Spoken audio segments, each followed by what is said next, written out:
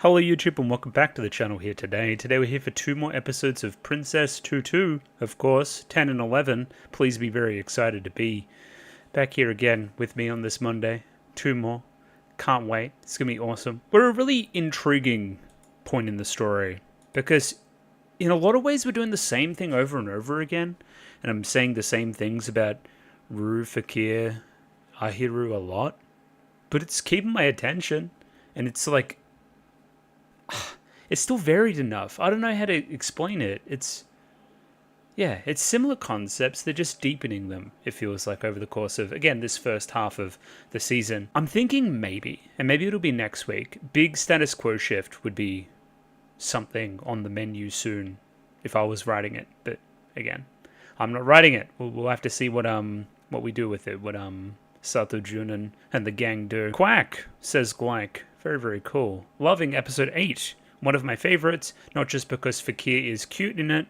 I'm going to imagine that's the stuff with him and the little duck. That was pretty cute. I liked that. But yeah, the climax of that episode absolutely is the highlight. I mean, at that point, we're still very new to the whole Princess Kreia thing, so seeing it play out, and then Fakir come in with his thing, and then like that big old confrontation, again, like Muto making that call. Cool. It's very, very cool. Obviously, again, that's where we're invoking the Juliet and Romeo of it all.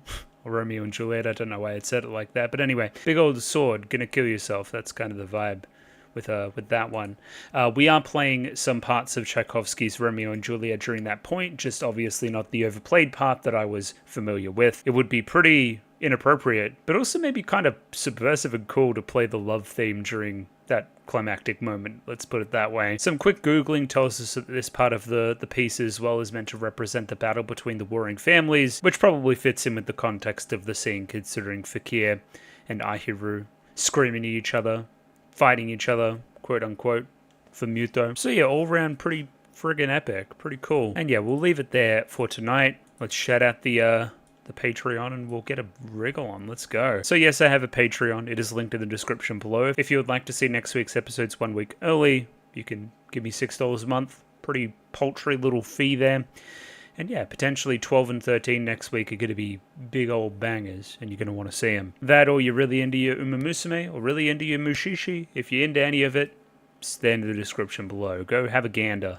I would appreciate it. Either way, a very big thank you to Sean, AJ, Akamansa, Bananarama Hamadama-sama, BD422, Brendan M. Gibbons, Brett Jones, Bryce Peak, Capella, Turbo Ribby, Copley, Cure Dynamic, Dakota, Dapper Dwarf, Diark Lord, Ed, Fancy Question Mark, Fried Rice, Fruit, Chlorina Tenebrae, Glyke, Hans Peter, Ika, Yaka Yavnen, Jacob R., Joran, Kasogtha, Clem, Cod Begemot, Lick H, Lou, Matthew Bradshaw, Mickey Babbers, Miru, Mistake L. Chen, Molly Weinberger, Mr. Maniacs, Nature Without Man, Parnick, Pencil Sharp 333, Runlight BNK, Saint Lily, Sal, Sam1373, Skeleton, Tentacle Member, Wife Overdose, Without a Net, Jummy Boo, Binshi, Kelvin, Hayato 138641, and Aussie. Thank you very much for giving me money. I enjoy the money. Now, I believe the most pressing piece of information that we learned last week, the one that's, I guess, the most fresh,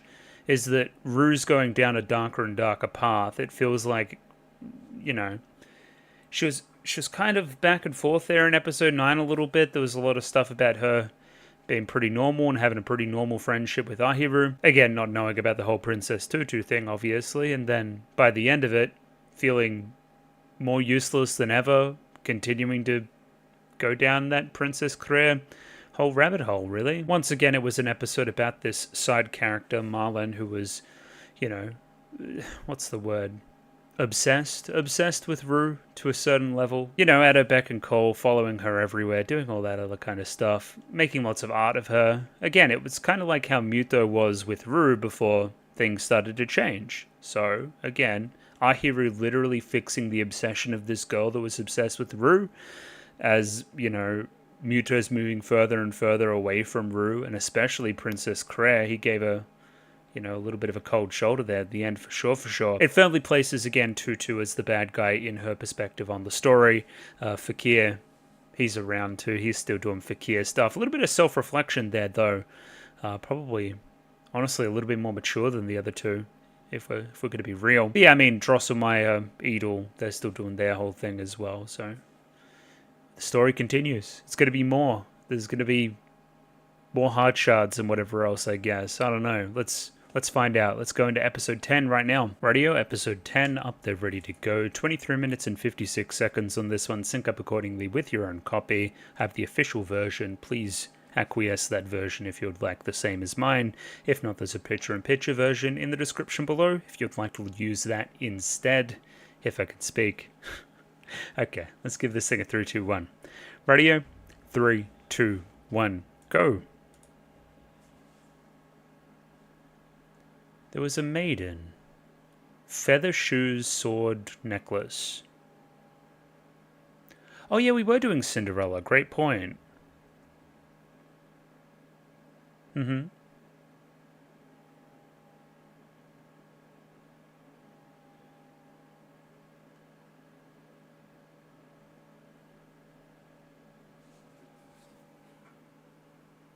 But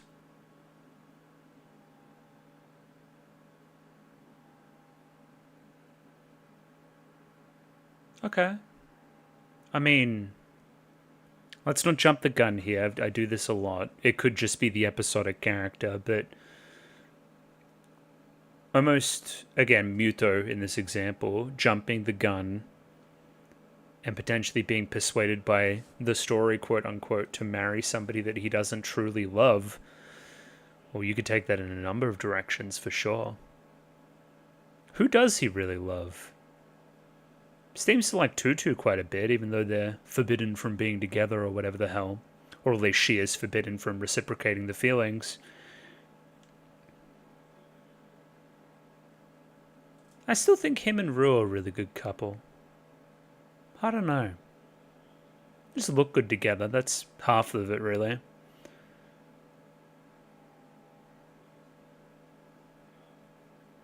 What of the duck girl? I don't know.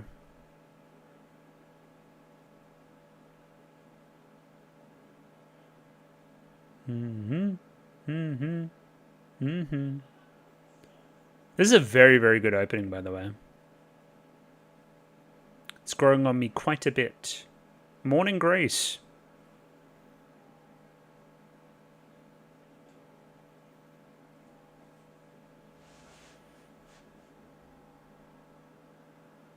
This reminds me of, what's it, Raspberry Heaven? Is that what it's called? From Azumanga Daioh? The ED there. Just think how, like, high the vocals get almost. Another one of my favorite EDs. There's a dog flying through the air. It's pretty good. Yes, indeed.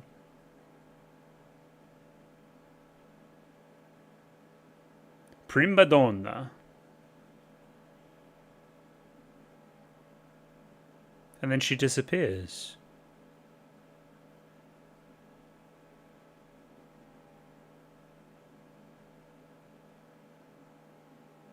I want to do what the prince wants.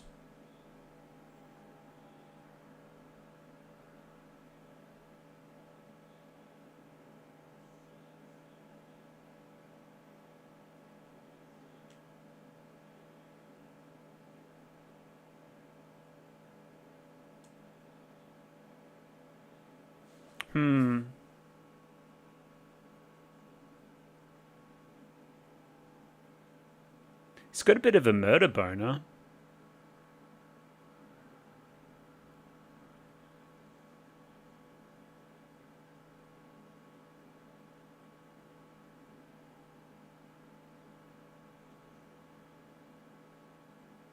He doesn't like those words, my friend. I'm feeling like something like I told Fakir before I had my heart shattered to not let me regain it no matter what. Something like that. Ooh, a clue. Oh, Cinderella. Duh, I'm being a dumbass.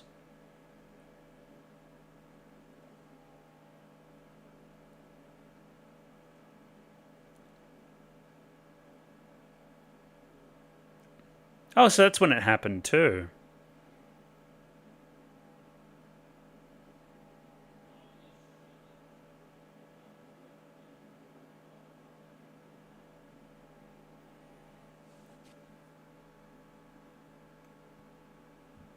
Show us what the duck is capable of.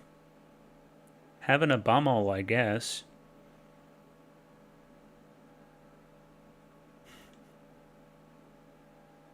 It's fun to watch her like parkour up the wall and stuff.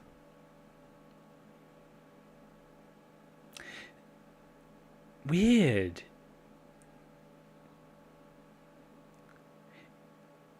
It's like a reverse Cinderella. It's like, yeah, I've got your shit. If you come and try to retrieve it, I'll fuck you up.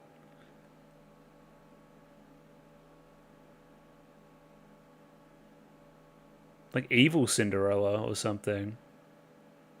Oh, and he's so nice to the duck. I remember.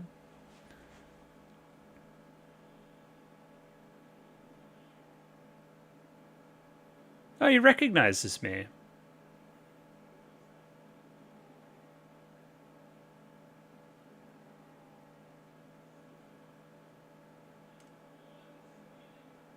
But I'm not so innocent.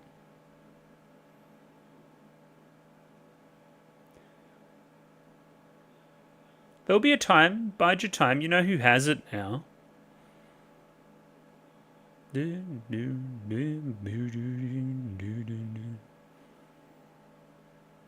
It's like, oh, weird how Ahiru's absent. But is she? It suits him. Very fashionable. Do you think it's the crocodile? It might be the crocodile.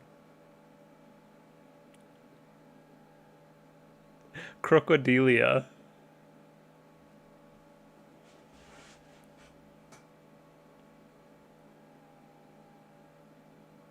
Alright.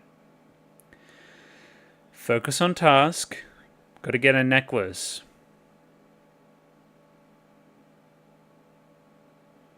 Yeah, he looks a little bit smilier.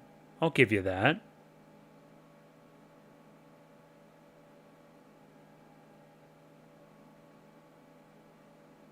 I'd love it if she is.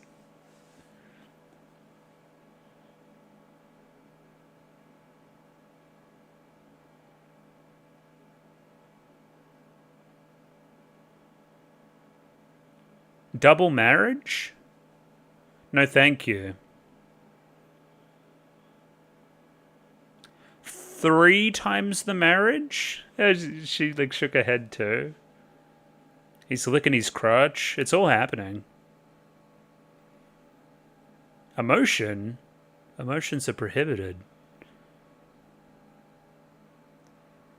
Well, it's kind of an inappropriate thing to say, Sensei.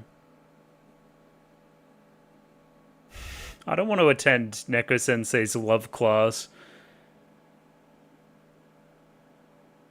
Ugh. Yeah, no. Self-control is important. I mean, it is. I just don't want to hear it from you, really.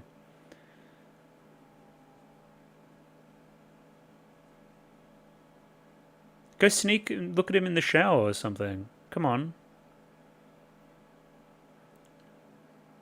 He's showering with it. Oh, hell nah.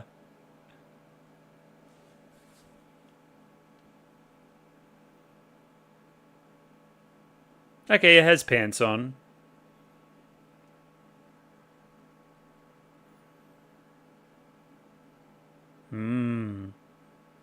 What if it was both?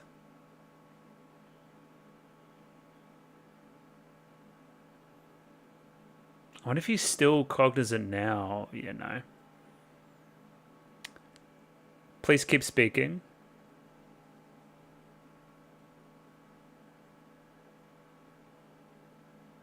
Crow? Yeah.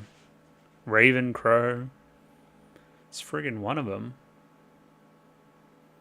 Now, they tend to like shiny things too, right?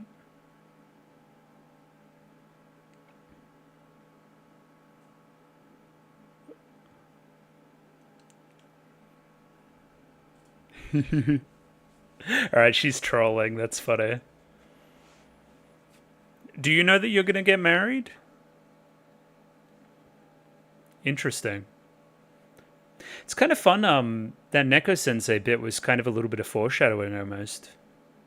Like I'm going to force people to marry me. It's like kind of what's happening now. Kinda.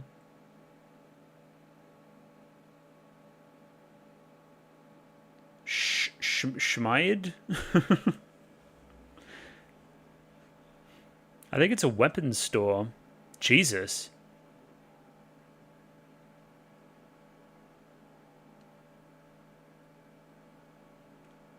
Home. Home.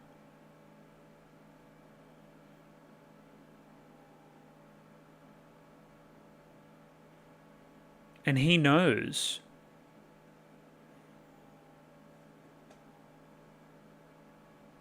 But I am the Roaring Knight.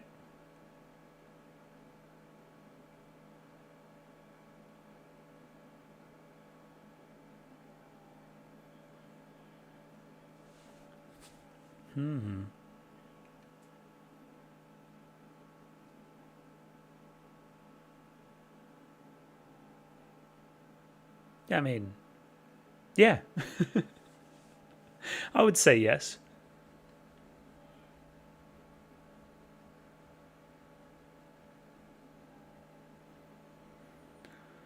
Lohengrin. Leave Muto alone.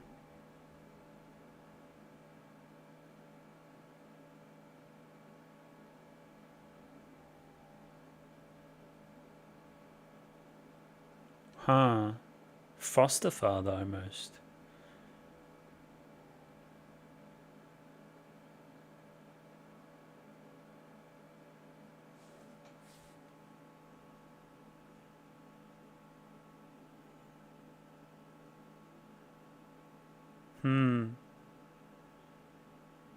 Like that wipe there.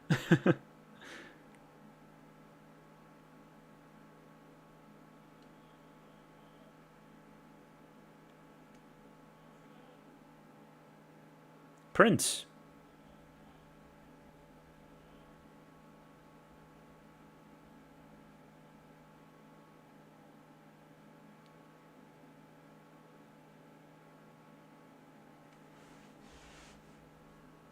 Insane law, though.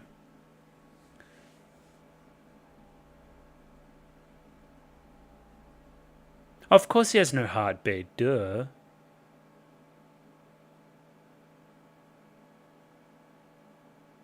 Yeah, he is a bit taller, isn't he?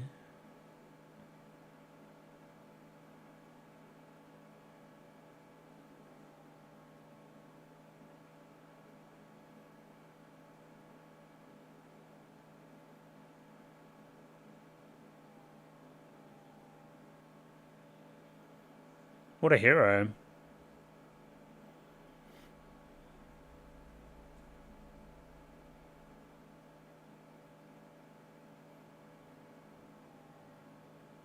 Well, I mean, yeah, he saves, Jesus.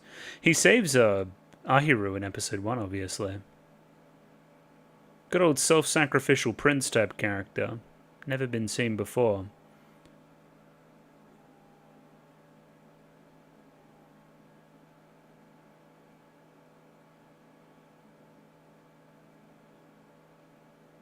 This is hugely revelatory for Fakir. Like, I fully understand him now.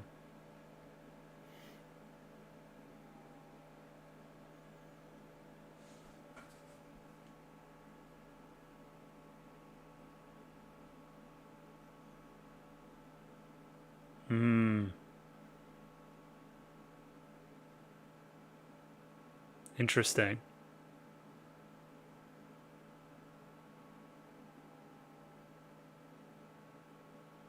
Gold Crowned Academy.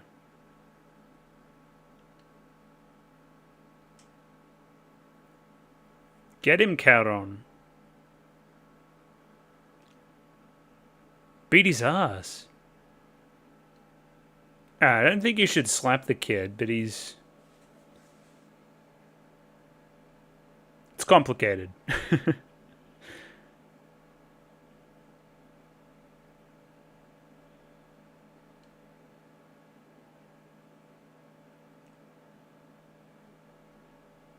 There's a shard somewhere around here? It looked like it was in his pocket.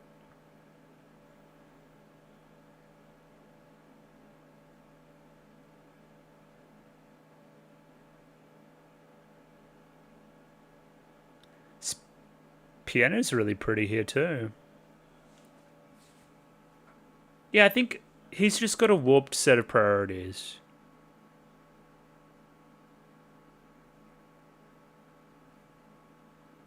You are very similar to each other, yes.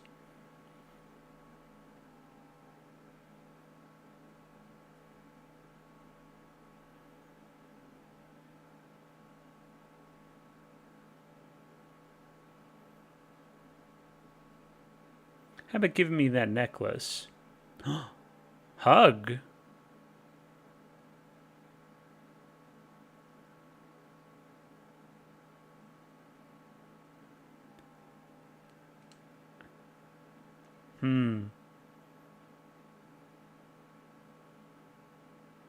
I do not acknowledge you.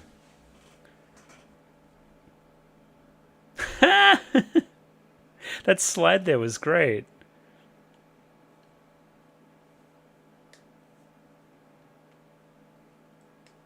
What?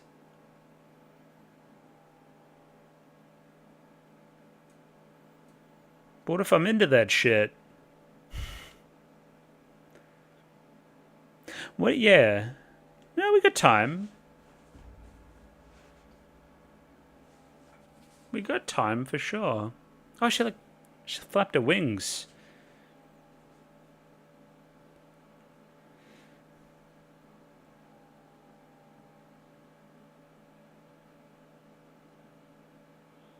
Dance with me, middle-aged man.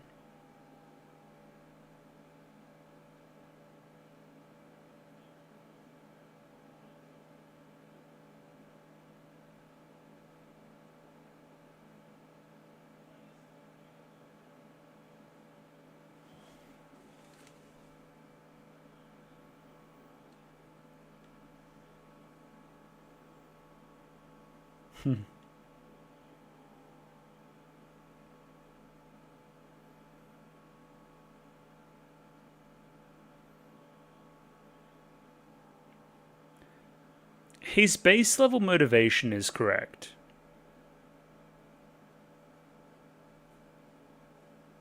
I just don't like his methods, and I don't like the way he's going about it. He's a very, very aggressive man.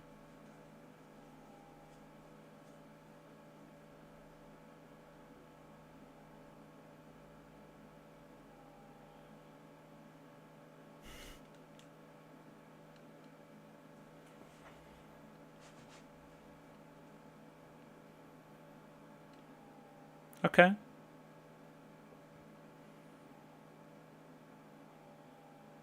Let's break what fate has in store for us.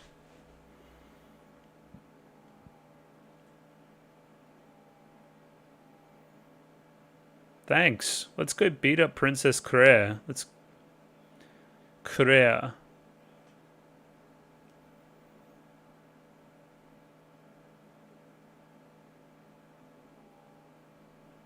Husband?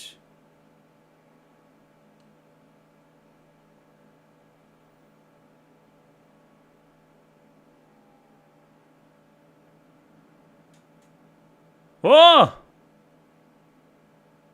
Noble Phantasm.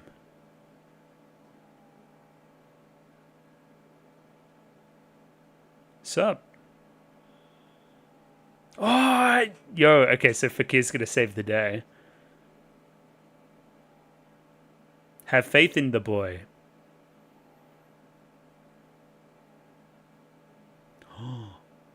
Insane.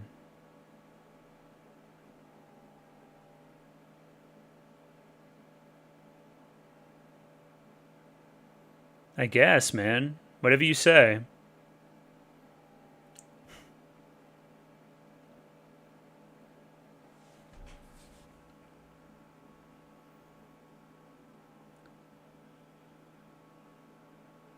So you better comply or I'll fucking kill her. Ah! Awesome.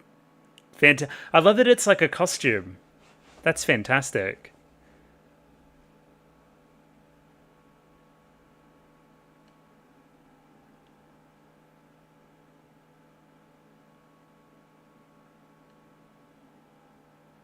But we're gonna change fate.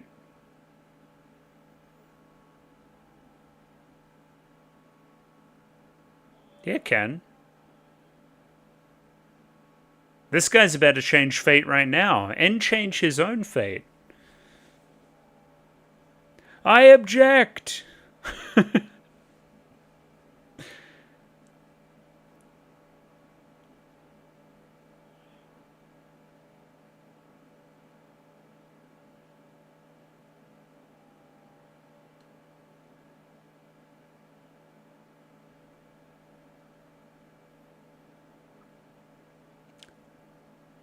There's a lot of things happening.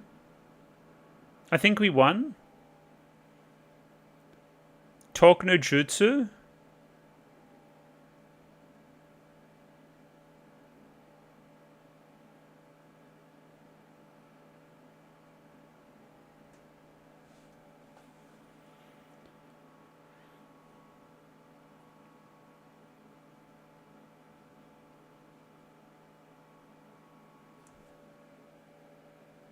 Bye. I'll see you next time.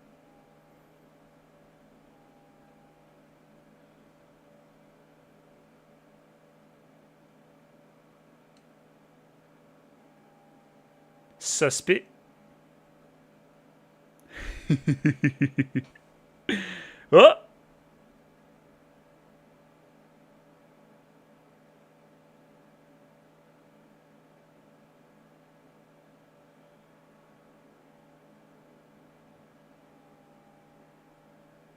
What's that?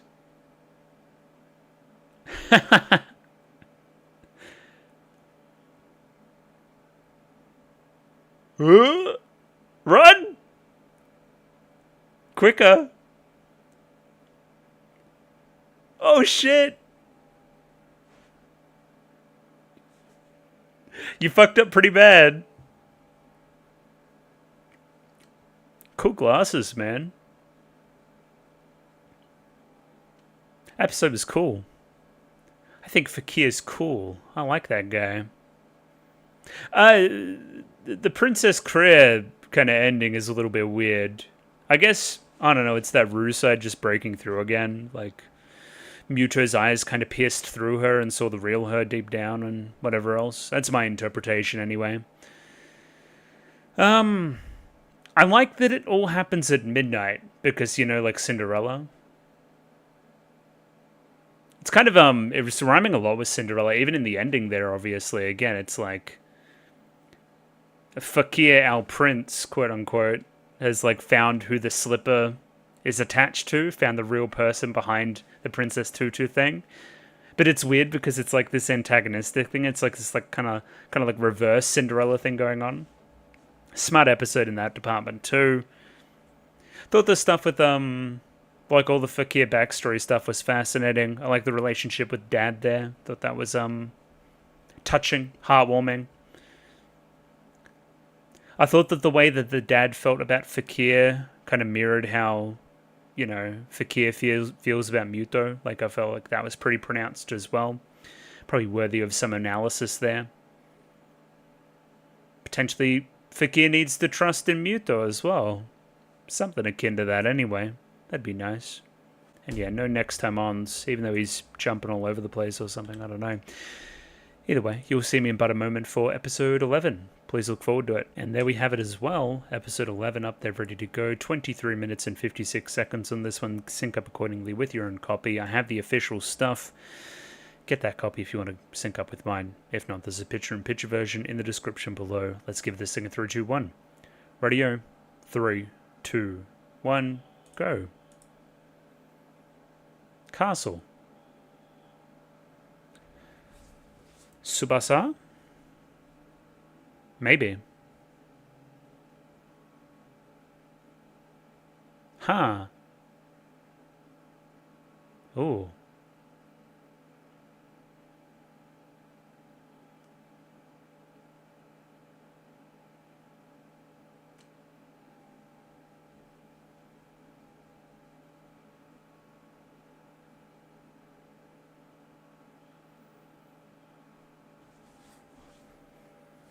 Flip the genders. Right? What if there was a woman that wanted to keep a man's wings clipped and keep him from flying off and doing whatever else he wanted to do. Then it'd be very similar to the Ru Muto heart shard whole situation, right? And we must remember what we're talking about. We're talking about a heart. If we were to completely restrict it, again, bind the heart, then he would die. Huh. Okay. Huh. Okay. Right. What if this raven is inhabiting Princess Claire / Ru, trying to use her emotions in that power that want Muto to stay the way he is, to stop his heart from coming back, somehow trick her into binding the heart and killing the prince in the process, right? And again, that was a new moon. That was weird, and that would match in with the crow's motivation, the raven's motivation there, which is, again, I want to defeat the prince. We've been at war. We've been fighting, right? Maybe something like that. Do we need Claire to realize that she's ultimately hurting the prince? And if she keeps doing this kind of stuff to him, then it's only going to end in disaster. Or maybe tell Ru that, not Claire. I don't know, it's weird. They're the same person, but they're not. I also remember that Claire is just German for crow.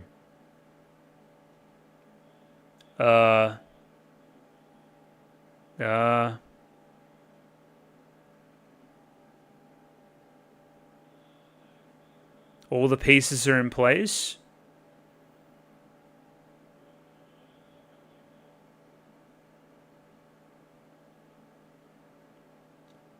Okay, we're putting our dancing puppet to work again. She's going to put the final piece into place.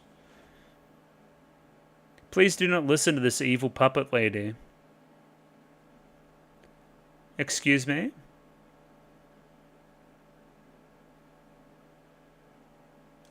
The love gem.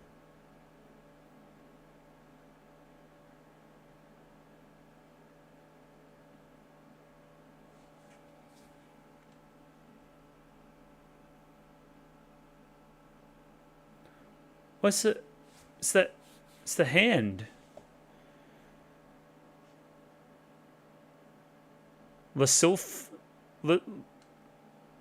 sulfide? Sure. Ah!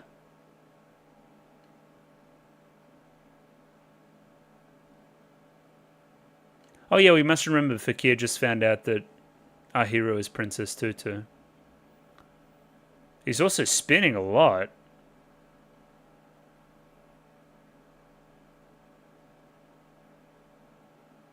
Now that I look at them, yeah, they do look identical.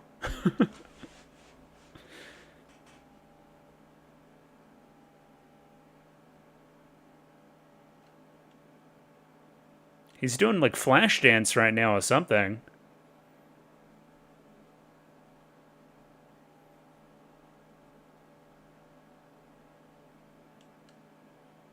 Thoughts? He does. He doesn't care though, which is funny. He's like, it's our hero. Whatever.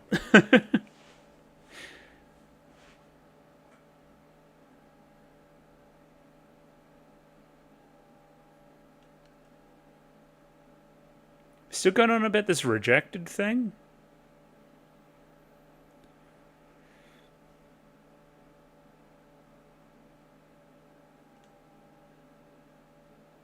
Revenge? Chance?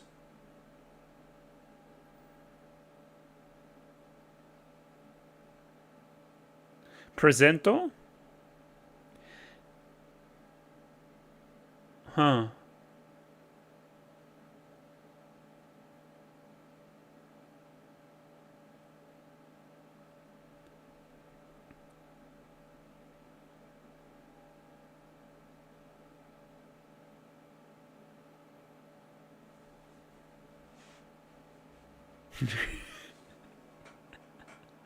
This is very funny.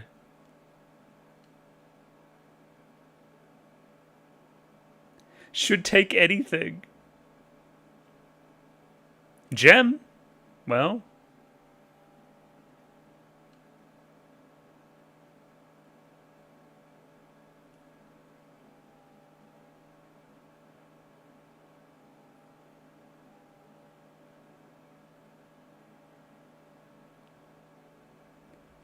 At least he doesn't want to marry Mute, though. That would be concerning.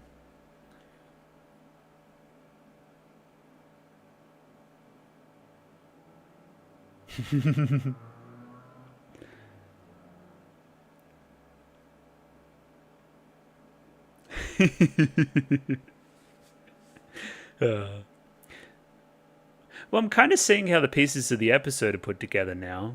Somebody's going to give somebody that gem. The love.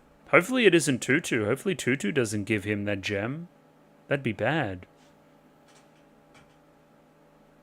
Stand out in the light. Come on now. She doesn't have much of a poker face.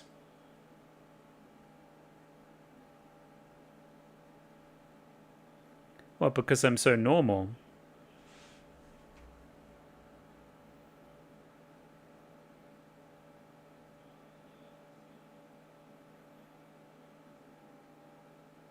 Well, can you just tell me, just for old time's sake?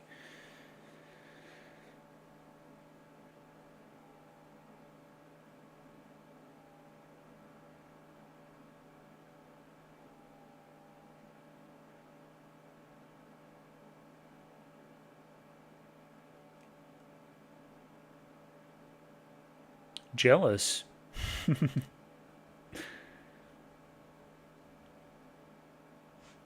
Too many evil birds in this show. I'm not talking about the crows.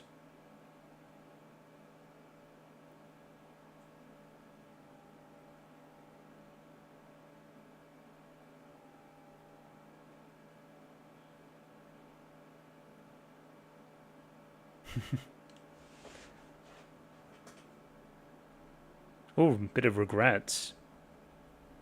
But now I'm in too deep. Interesting. I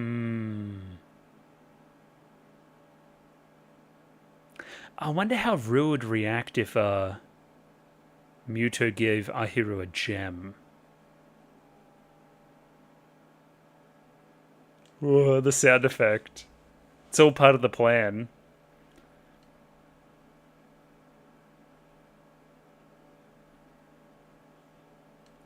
Do not trust this puppet.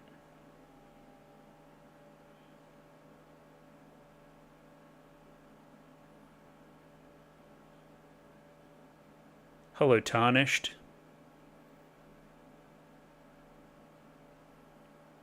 Very powerful gem. Gotcha, gotcha, gotcha.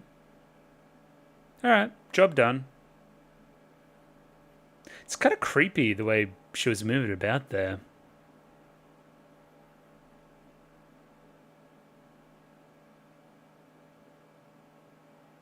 Oh, the shadow. Oh.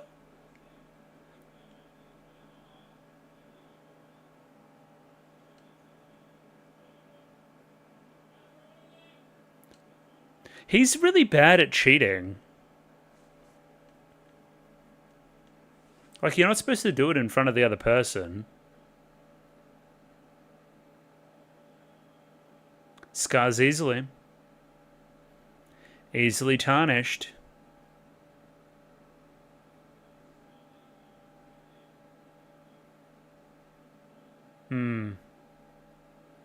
This is gonna be bad. Okay. Sure. Awesome. Righto. She's doing evil magic on it. Literal, like, devil worship.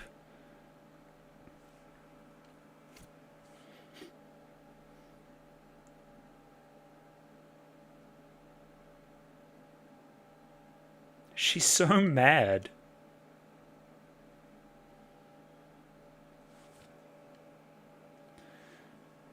Love filled with hatred. It's very magical girl, isn't it? It's a little fucking thing that has a lot of power in it. Little gemstone. Found in, of course, the only other magical girl show, Madoka. It's the only other one.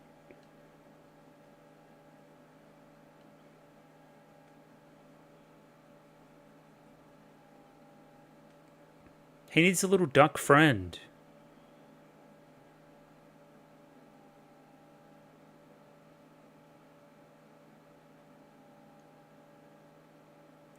Well, he still doesn't know that you're a duck. In some ways, yeah. He's just protective over his boy. That's all.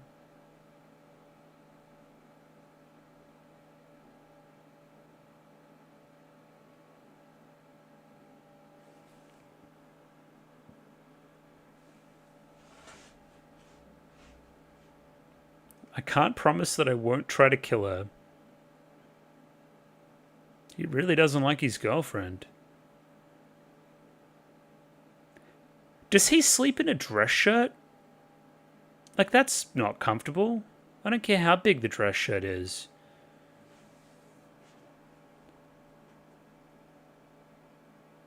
So, is it like a bomb? Like, what's gonna happen? It's like a trap or something. I've poisoned your love gem. Where? Halfway? Yeah, a bit over halfway. It was a longer first half there, I thought. I was kind of losing track.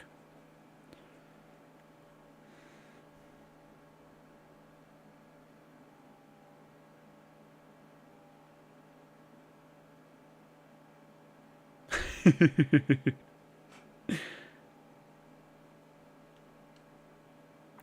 better stalk him.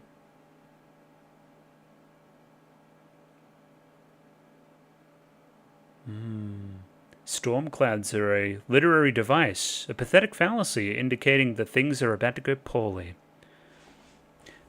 Remember how I said in the start of this video I'm about due for a status quo shift?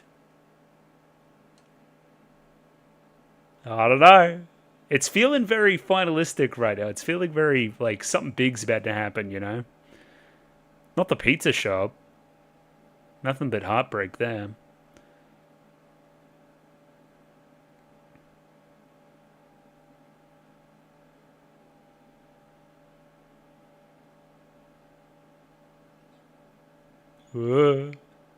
It's a murder.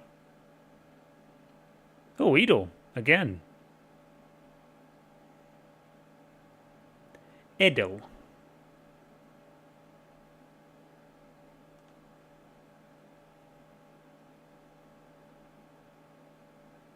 What's her deal?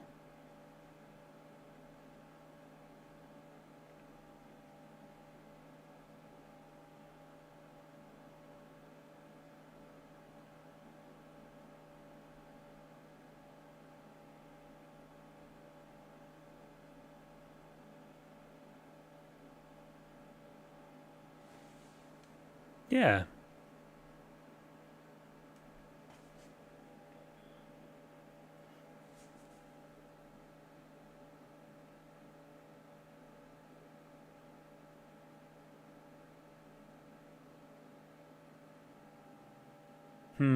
Separation.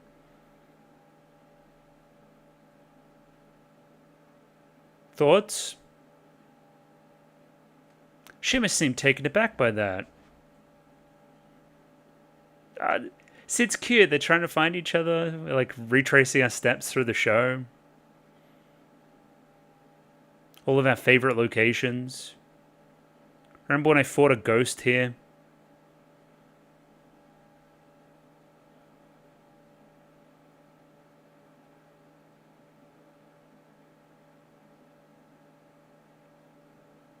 It's a cool shot.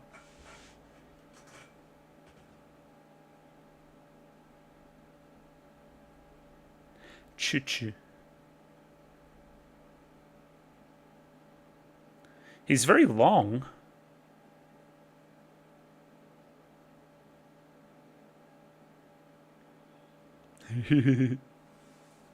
I'm excited. I don't know. Obviously this is about to go terribly, but I'm keen to see how terribly.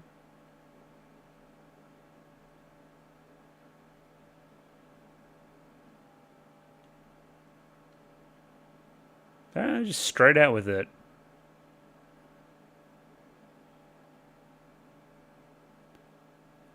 Of course I know him. He's me.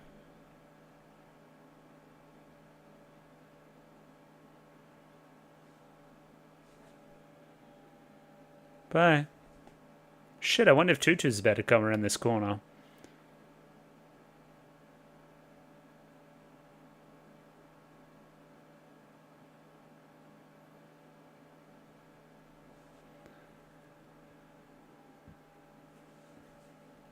She fell for it.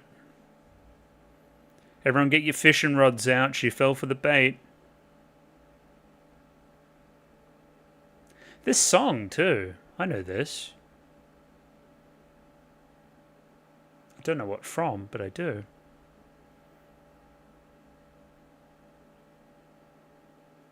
Stage lights? Don't think I'm dumb. I noticed there's a stage up there.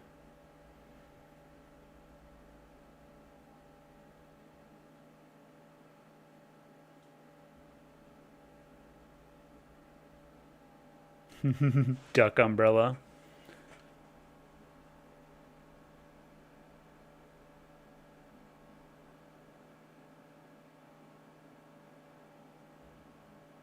What is it, a necklace?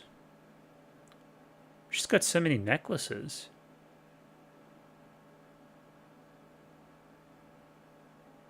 Is it gonna take her, is it gonna like blow her head smooth off? Like what's gonna happen? I'm not allowed to tell you. Legally.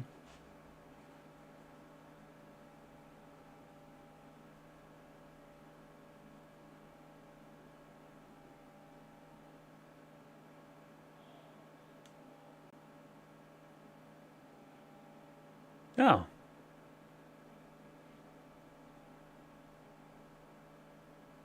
Wait, there was a heart shard inside you that was love?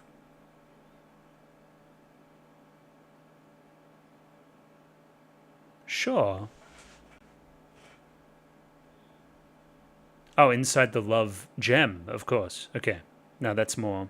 Sure. Alright, everybody, the bad thing's happening.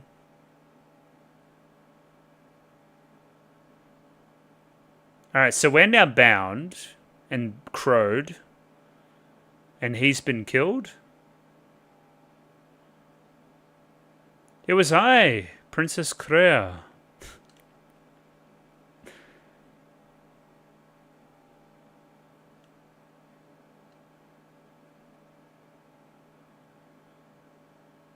Oh, so you know now too?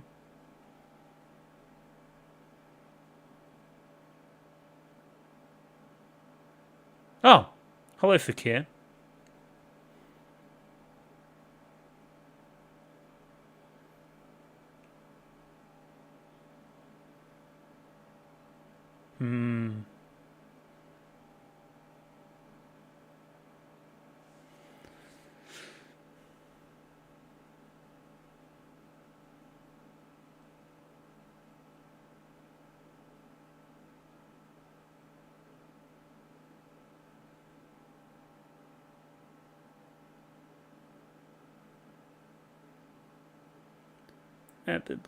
But what are you doing, though?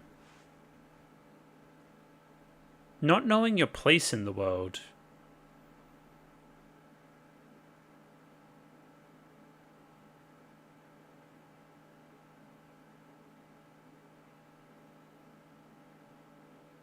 Is Fakir's torso about to get shattered?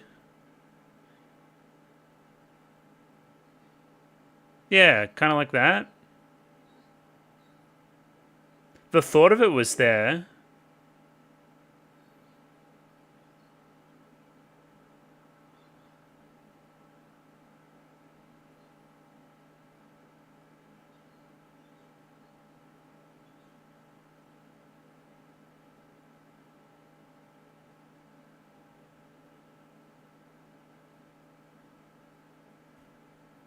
Huh. I know. That was cool.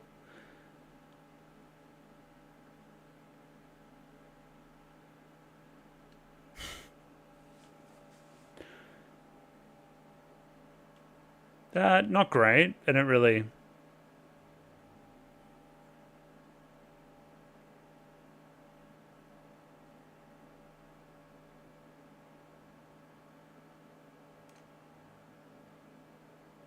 That's, probably not great. We lost?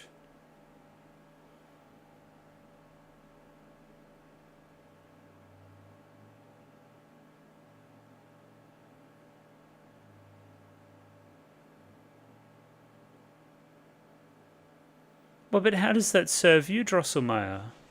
The story, it still continues. I have it up over here. There's still 12 or 13 episodes left. I don't understand. Is this just the next step or something? Okay. I mean, it's pretty on the nose, but I like her like kissing him and then like pulling the heart out. That was pretty friggin' metal. I must say it's not really status quo shifty. It was a lot of stuff I'd already kind of thought already. I will say there wasn't even a point there where it felt like Rue was coming back through. And also, again, the start of the episode with like the binding of the heart and that being dangerous as well. Loving somebody so much that it ends up destroying the heart or whatever the hell. The red wings, whatever the thing there was. Well, not red wings, but you know what I mean. Yeah, that now fits a lot with the end of our tale there. I'd like to know more about Edel. I want to know what's going on there. Why is she that way? Why is she a little puppet person?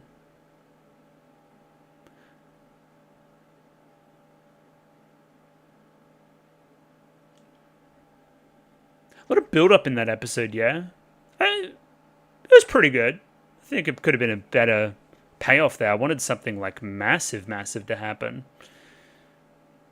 Next time on.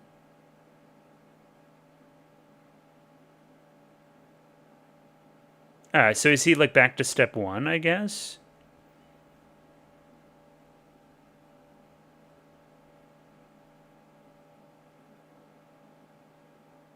I wonder if it's like Fakir and Ahiru working together now. The Banquet of Darkness? Holy peak. Sure. And yeah, you'll see me tomorrow for a bit of more analysis on those 2 episodes. But for now, they were pretty cool. I liked them. 2 thumbs up. I will see you shortly. And we're back. It's the next day. 2 more episodes in the books. They were broadly very good again. Albeit, I kind of came away from the end of episode 11 a little bit underwhelmed, I guess. Episode 11's a lot of build-up, right? And I felt like we kind of just got to a spot by the very end of it, which was pretty predictable. I guess the bad things that happen for our hero in Ahiru is that Rue now knows her identity. Bad, or Princess Kreia, whatever you want to say there. As well as it seems that like Muto's just going to be back to step 1. Honestly, I don't know what I wanted them to do, but I wanted them to do something big. Again, I said status quo shift or something, and I really felt it. I felt like something massive was coming, and it was just kind of okay. It was just kind of fine. But again, that's like pretty nitpicky. It's more just, I don't know, maybe a misguided set of expectations from me personally. There's a lot to dig into here. I want to have a good, long conversation about Drosselmeyer and Edel and stuff in episode 11 too. I think that stuff's really cool. As well as we have like really defined roles now, as I had been theorizing. Again, Knight, Raven, Princess, Prince. It's very clear to see which of our characters fall into that alignment. At a certain point, we literally have like all 4 of them in a frame in each of the corners. It's like, yep, these are the 4 roles. They've slipped into them perfectly, just like we wanted them to in the like storytelling sense. Fakir was the star here again. I think he had some of the best content for sure. I actually quite like the stuff with his kind of foster father, I guess you would call it. The guy that took care of him. I liked how that again, rhymed and mirrored with his relationship with Muto. I thought that that was all very well written and stuff. Of course, we've also got our intertextuality stuff going on with Cinderella and La Sylphide, I'm going to say. The Sylph one's quite interesting. Again, we'll talk about that in some detail at the start of next episode. That's an odd little story. I'll give you that. I read it. Obviously, again, I'm familiar with Cinderella. Obviously, we're playing off of it here with, again, the glass slipper now being the necklace, and Ahiru losing said necklace after, I don't know how she loses it, actually, in the start here. Yeah, the whole knife debacle. And then, yeah, kind of, it's like an inverted Cinderella, almost. Like, I'm trying to find the villain of the story who fits this, proverbial glass slipper, as opposed to finding the princess and living happily ever after and all that. I'll bring it up again. Are you guys feeling this Fakir Ahiru thing? I'm not out on a limb there, right? There's a little bit of something. There. Especially, again, it seems that in the wake of episode 11 into episode 12, we're kind of the only two that now look at this and see, oh shit, Muto's now definitely going down the wrong path. It may even result in a bit of a team up. Ooh. Now that's intriguing. I would like to see that. Anyway, yeah, let's dive back through here. Unsure.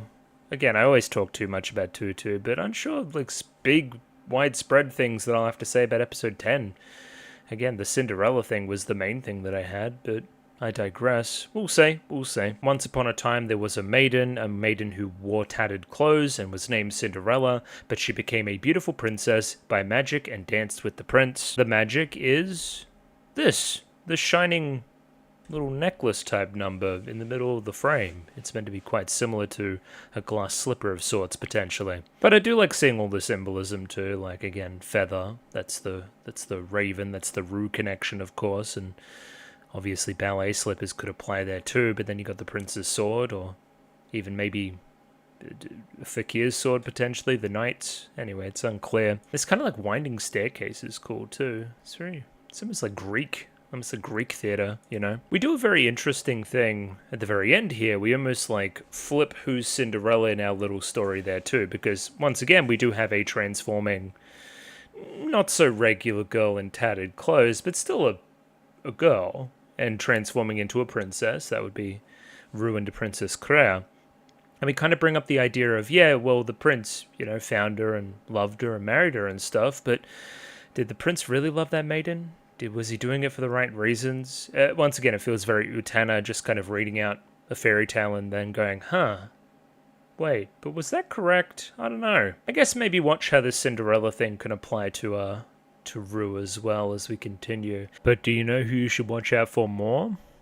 Fakir. Fakir's Cinderella. Oh my god, I only just realized it. So again, in Fakir's little dream scenario here with Muto, they stay together forever and nothing changes and nothing bad ever happens, and they don't progress the story any further, and nobody's destiny is, furthered, and nobody's put in any pain or any danger or anything else, and again, happily ever after. But is that really love? Or is that selfishness? Are you, again, almost like clipping the prince's wings in him wanting to do something else, whilst, you have your way and don't put anybody in any danger or whatever else? And I mean, the other really obvious connection too is that Cinderella's an orphan, right? And goes and lives with, her evil stepmother and the stepsisters and whatever else, right?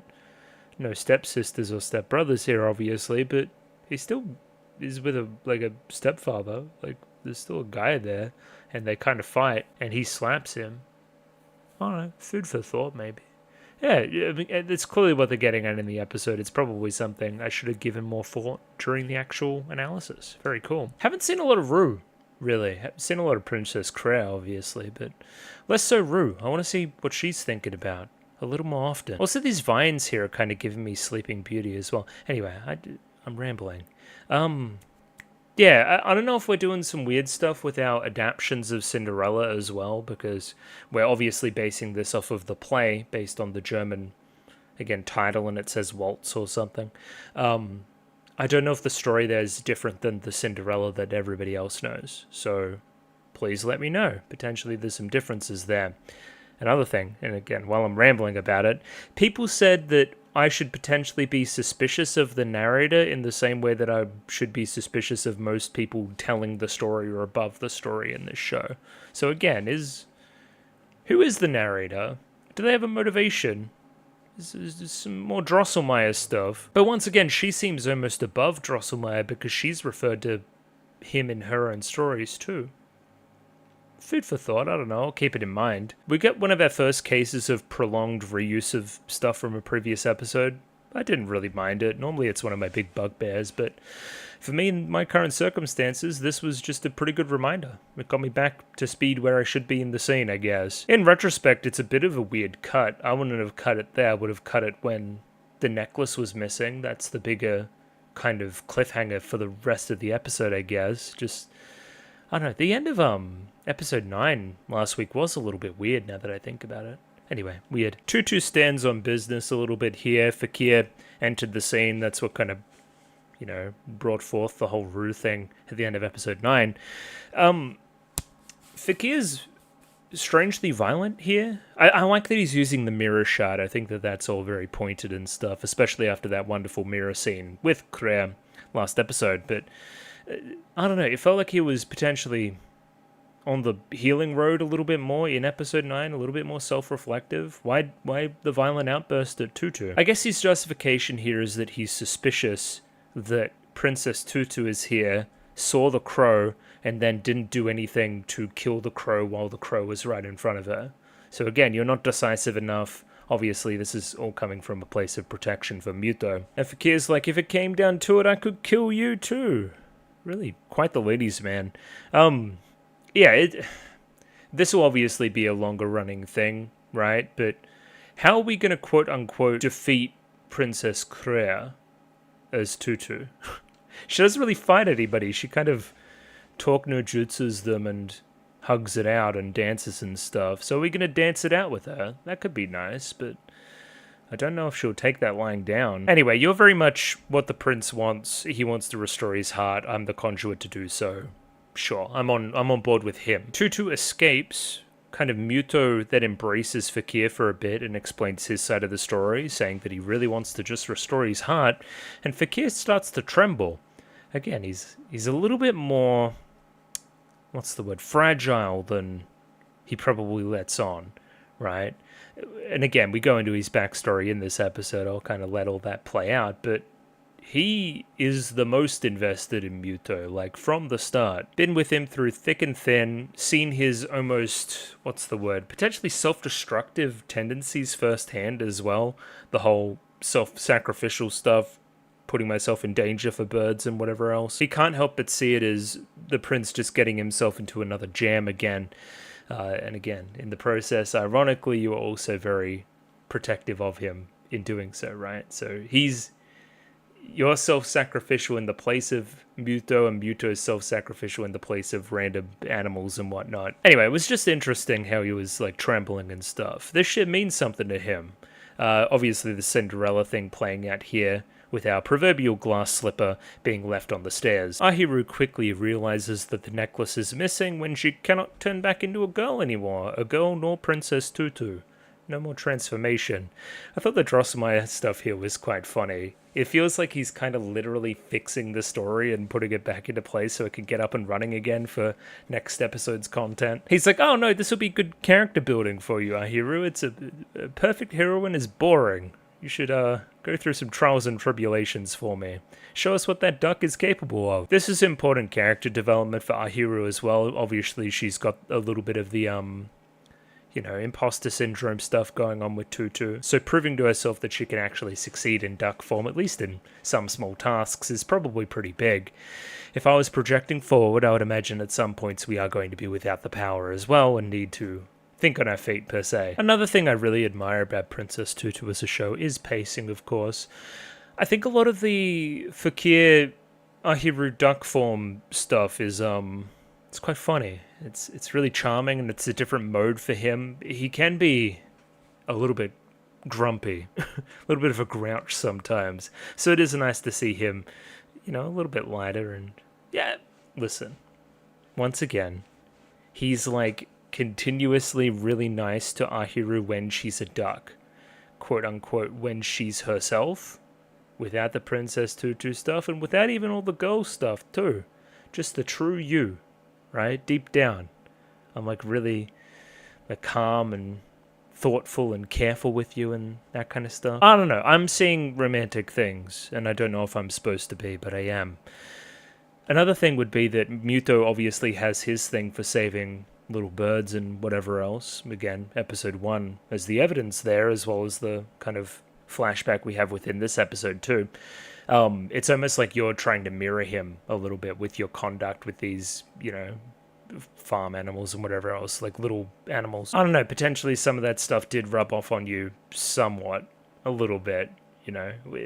I guess there's no putting yourself in danger and helping them though either. Either way, it's very funny seeing Fakir be like, damn that Tutu, I'm gonna have this necklace as a trap for her, she'll have to come collect it eventually. Oh, hello, unrelated duck, let's have a conversation and be all nice and stuff. It's, you know, classic stuff, but it works. Once again, really loving the one-off animal characters. Hilarious. Ahiru is trapped as a duck, and one of the girls is a crocodile. Maybe she is only pictured as a crocodile, for she is the one that smells a duck. So it's again, like these characters. I don't know. The only one that's suspicious that a duck might be watching along, or somebody that doesn't belong and whatever else, they, you know, because of the town and the story and whatever else, they take on the form of a crocodile, this predator of ducks, like thwarting their plan. It's smart. It's just a little bit pop, but it's doing some good stuff. The important stuff here is that we see Muto's dancing quite spectacularly and looks like he's flush with emotion, which again, he is. He's gotten a lot of emotions back. He's progressing more and more. The girls are loving it. Neko-sensei senses something different as well. Scarce little bits of Lily and PK here, but they do good stuff in the small stuff that they do have. I wanted to bring up that, again, if, you know, Muto is dancing better with more emotions and whatever else, what's going to happen post-episode 11 when he is without emotions again? That heart's kind of been re-shattered. Is he just going to be dancing worse? Are people going to notice that? Is he not going to be as full of verve and vigor and whatever else? And again, will Rue notice that deep down as well? That he's just kind of a weird facsimile of what he used to be. And again, almost objectively, he's dancing better now and dancing with more love, you know? I don't know. It's an interesting one. Because I'm thinking upon that point, then Rue goes, okay, the best way to love him is also to let him go in a lot of ways, you know? If he's going to ultimately dance better and be a more happy, joyful person, and I do love him deep down, I do have to let him go. If, again, he wants to pursue a different direction than me. This is my favorite face. This one's not bad either. Just very funny. I like how Ahiru gets on the act here too. So he's shaking the head. Very funny. Muto openly admitting he's in love as well. Again, Rue is literally in that classroom. She's just kind of glass-eyed staring forward. I don't really know what she thinks about that. Potentially it creates some trepidation in her. Who are you really in love with and whatever else. But yeah, I like Neko-sensei's dialogue there too, again, about stressing the importance of love, but also keeping it PG. I don't know. He's a cool guy. We like Neko-sensei. In this scene here, I thought we were about to see more Fakir than we bargained for, but luckily enough I was spared that.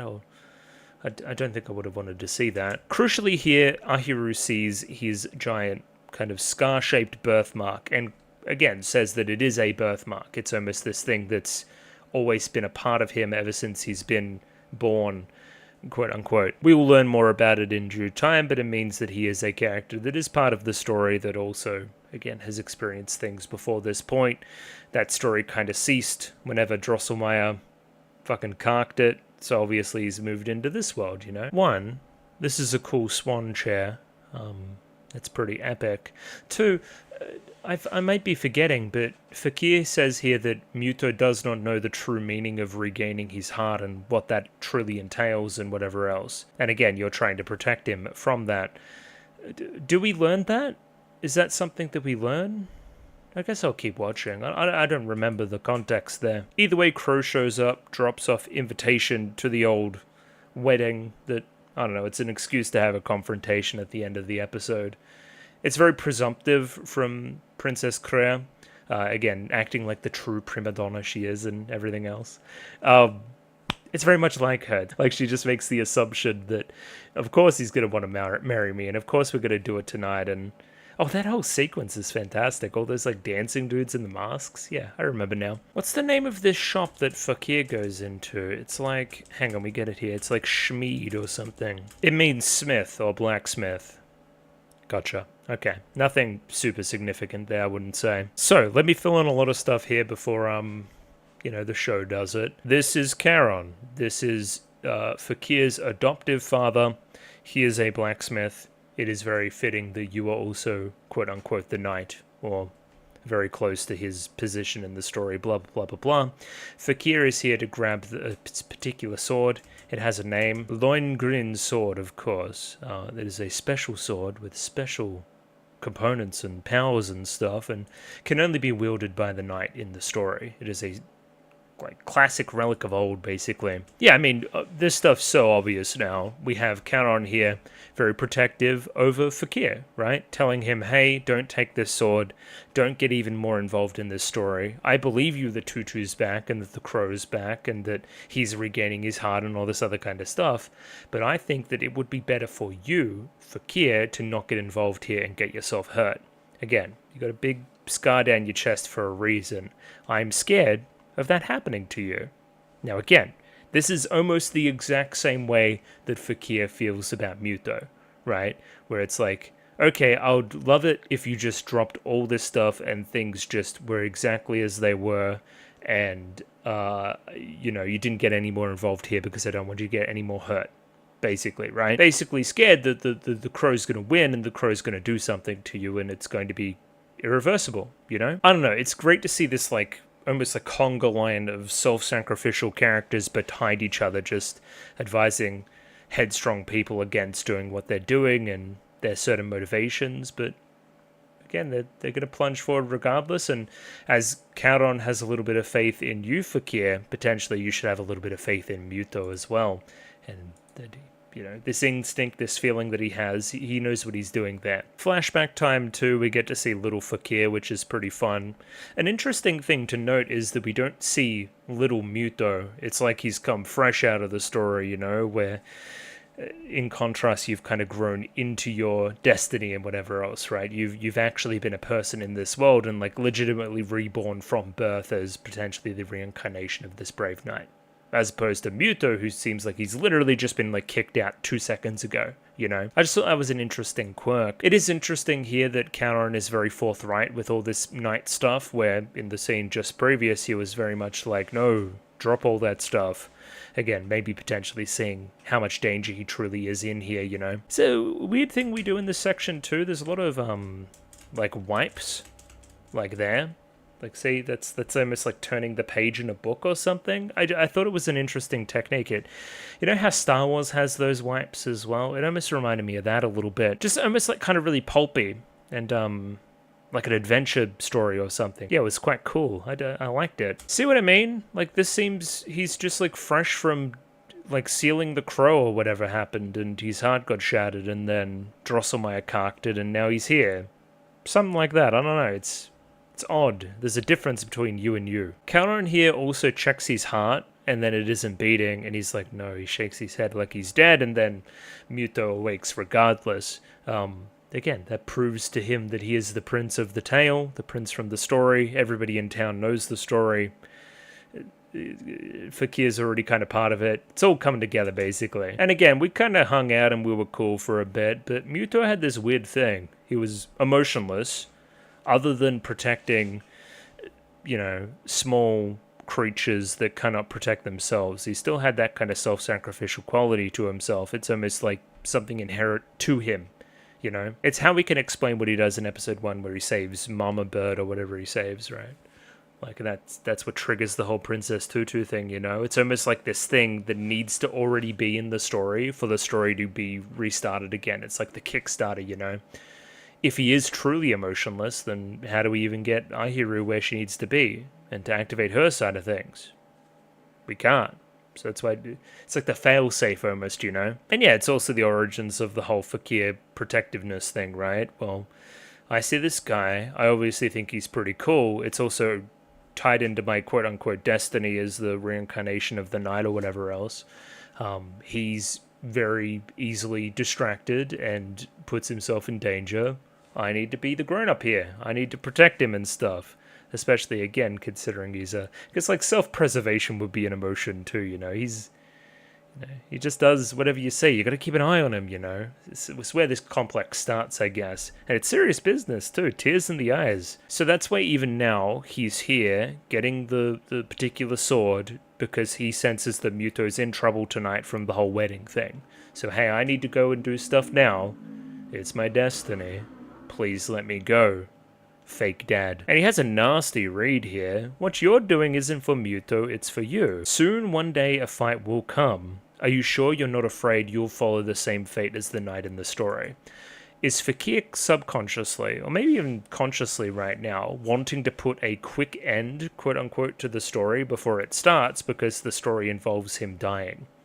Right? That's why he goes and he turns over the pages here in a second as well. He's facing the music. He's like reading the story and fully understanding what his role in it is if things are to continue. In that way, he is almost putting his trust in Muto. That's like his progression in this part, I guess. That's crazy there too. You enrolled him in this school and taught him how to dance so he wouldn't lean on the whole fighting thing. Just again, you're scared of your destiny, you're scared of your fate, you know? Like, that's crazy lore for the reason why we're even at a ballet school. Like, that's cool. And I mean, Ahiru's right here, like, he slaps the bitch. I don't know if that was appropriate. You probably shouldn't have done that. But, once again, broken record. Kauron is violent in his way of protecting the one he wants to protect from their own fate, to force him not to go and do rash things here in this moment.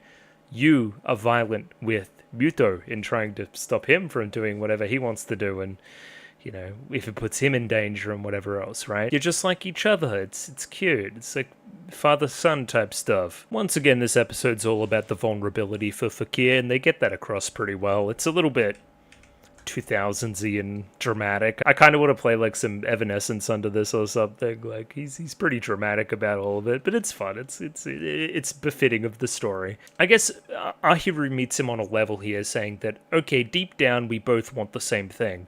It's clear to me from seeing, you know, Fakir all day basically, that he cares deeply about the prince and just wants what's best for him. I'm very much the same. So why are we on two conflicting sides? I don't know what's right and wrong anymore, you know? They meet here for a moment. Fakir's crying. Ahiru's crying. It's all happening. And embraced. Oh, a little hug too. Very cool. See what I mean? Meeting on a level. A little bit of a hug.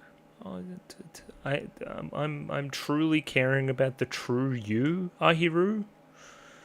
Something like that. But again, it seems that, you know, Ahiru is all well and good to Muto, like a good friend or whatever, but it doesn't really seem like... It seems like he's really into the Tutu thing. Also really like Fakir just kind of tossing away the necklace here, because he's kind of fed up in this moment too, so it's like, hey, you wanted the necklace early in the day, Ahiru, there you go, you have it. Unbeknownst to him, of course, he's just given the necklace back to Tutu herself, you know. And then from there, Tutu's on a bit of a timer, because she needs to go still fix whatever the hell's going on with the wedding, so we gotta solve this whole Kauron heart-shut thing going on right now, you know. I will say, the whole dance with somebody and unpack their emotional situation thing kind of works a little bit better when it's not a 40-year-old man. Just feels a little bit odd. It works, though. Basically, again, the advice here is to have faith in Fakir. We can see deep down that Kauron feels very strongly about him and, you know, regrets a lot of the things that he's done with him. Tell him the story, tell him his role there, imply all these things, introduce Muto into the house and have all this happen, because again, it's propelling him towards this place where he could get really hurt.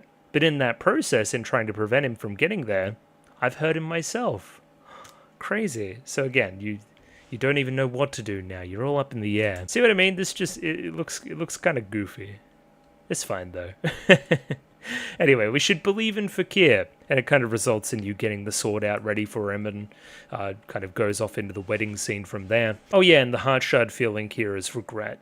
So, yeah, It's weird. Early in the scene, he was kind of like, there's nothing we can do about that now. Just, we can only focus on moving forward, blah, blah, blah, blah. But still was clearly like looking back. I don't know. Regret's a weird name for the emotion here, I feel. I guess it's accurate, though. Spoke about this already, but Fakir goes back to the book in the shop with, Drosselmeyer and Needle and all that, and finally turns that page and tries to confront his destiny once again. The pain, it feels so very real. There's a very quick cut of him just being sliced in two and him screaming in agony. I find it kind of funny. Yeah, all this is meaning to say is that he's ready to face his fears, or at least is in the process of trying to do so. Tutu meets up with Muto. They discuss things briefly. She gives over the heart shard. Then from there, Princess Crea starts doing the whole evil monologue type thing. And again, ensnares Tutu. She's trapped here for a time. Look, how terrible. I do really love how presumptive Princess Crea is, though, there as well, because she's like, oh no, nothing matters after tonight because my husband, like already calling Muto her husband, like, oh yeah, this whole wedding thing, it's gonna happen. Like, there's nothing you can do about it. You can only just sit there and watch. It's almost like she's trying to force Tutu into the role that Rue was feeling earlier, right? Like, clearly this person that you're somewhat interested in, even if you can't say it, I'm going to make you watch me marry him, like right in front of you. In the same way that I was an audience member just there before, kind of watching you two up there on stage doing your thing, you giving him heart shards and whatever else. Again, remember that scene there was the impetus for Princess Crea even appearing.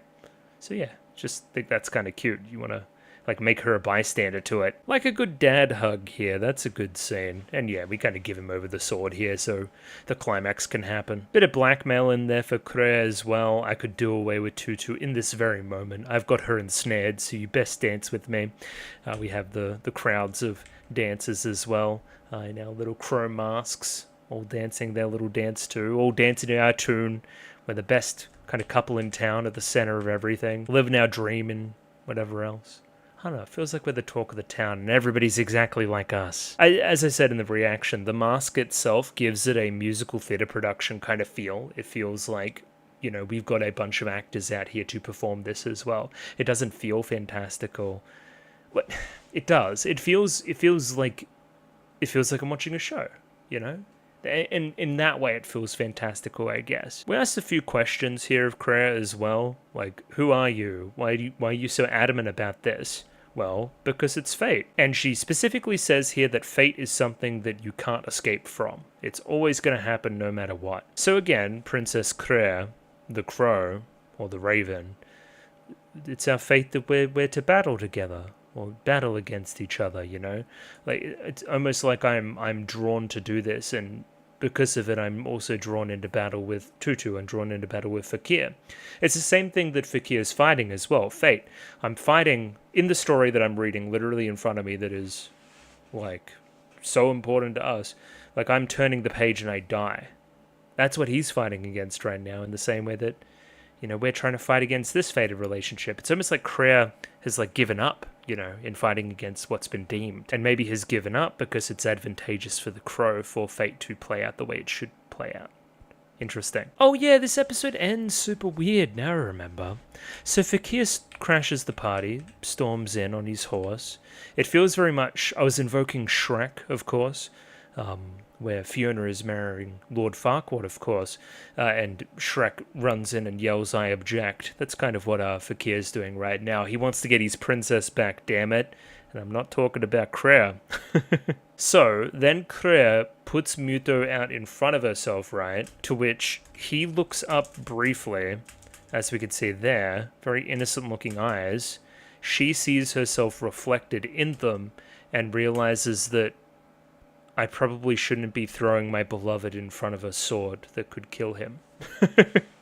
I choose to see this as the Rue coming through, right? The one that truly cares about the prince and wants the best for him and all that other kind of stuff. Away from the corruption. Either way, that causes Crea to leave. So it was a pretty powerful feeling. It was like, I don't know, just a look from you, a genuine look, almost using those emotions too, was enough to completely disarm her. But she is resolute come next episode of following through with it. So she doubles down, basically. It's interesting. There's still some Rue in there somewhere, obviously, right? So from there, it only really leaves Tutu and Fakir. And then they kind of just... Fakir's a bit grumpy about it, but they basically just say their goodbyes and, let sleeping dogs lie. We're not going to let... We saved the day. We got rid of Princess Claire from this wedding situation. He's going to be okay. So yeah, I don't want to fight you. Goodbye. But it does result in this scene at the very end here, where there's kind of this race home, race back to the dorms. I think this scene's hilarious. I don't know, it's almost like a shark fin or something. Her little hair dealy sticking up out of the hedge. Fakir sees it and gets a little bit suspicious as to why you're out this late. Also think the voice acting there is quite choice from Ahiru's VA. Like, it's like, oh, it'd be really suspicious if they catch me. And then they walk through and it's basically like oh crap.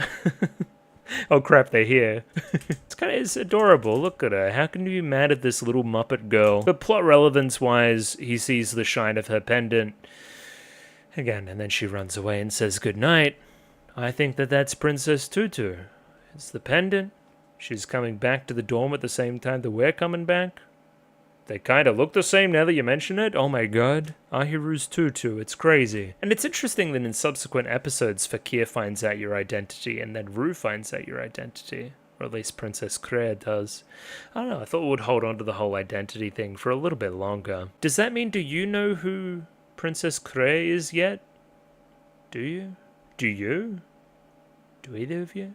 I don't know. Maybe we'll know at some point. And I've also decided here at this juncture that I'm going to stop. One, because it's hot as fuck, and two, because it's getting kind of late. You'll see me again. I'll record just a touch more tomorrow afternoon, I think. Alright, I'll see you then. And we're back, hopefully for the final time, without any more interruptions. It's been kind of a scattershot video, if I'm honest. But anyway, I wanted to start here with, again, the episode's namesake, La Sylphide. I'm going to say the Sylph, just for reference, because again, it says English, the Sylph. Cool, cool. The Sylph is a romantic ballet in 2 acts, albeit I wouldn't particularly call it romantic, because it kind of has a pretty bad ending. Like, it goes bad for our, again, point of view characters. It's a little bit of a tragedy, if I'm honest. Where again, we'll get into the nitty-gritty, obviously, but it's befitting of this point in the story where it seems that, again, like, Princess Claire wins, for lack of a better term, right? But this thing's pretty interesting. It's a very, very old ballet from the 19th century. Very cool. A lot of dancing on point, which was pretty vogue at the time. First ballet where dancing on point had an aesthetic rationale and was not merely an acrobatic stunt. Very cool. Again, less about the ballet side of things, because I'm not particularly versed in what makes a good ballet choreography-wise different from another ballet. I'm interested in the intertextuality. So go down here. This is our synopsis. And without just reading the whole thing, let me give you my 2 cents. You got this guy, James Rubin. He's engaged to Effie, who is, again, just a woman, normal woman, pretty cool. Their wedding is very soon, but before the wedding, he sees this sylph gazing upon him, but it keeps kind of disappearing and it's playing kind of hard to get. For the unaware, a sylph we have here is some kind of air spirit. I'm just kind of seeing like kind of an ethereal dancer type person. Potentially here, this is an image of said sylph, I don't know. There's also his friend Gurn, who's a bit of a fucko. We don't like him. He ends up stealing Effie as the girlfriend, but again, I'm getting ahead of myself. So James, as the wedding is leading up, he keeps seeing this sylph everywhere, right? To this point where they're meeting up, the wedding's pretty imminent, and instead of seeing the sylph, which we think we see this old Madge, who's like a witch. Now, she's in the corner and she's telling kind of fortunes and stuff. I'm just in a very kind of Shakespearean, like oracle kind of sense almost, kind of Macbeth areas almost, She makes this prediction that, again, James will not be married to Effie, and instead Gurn will marry Effie, right? For James loves someone else. James, obviously furious at this suggestion, kicks the witch out, no good. Sylph appears again, confesses her love.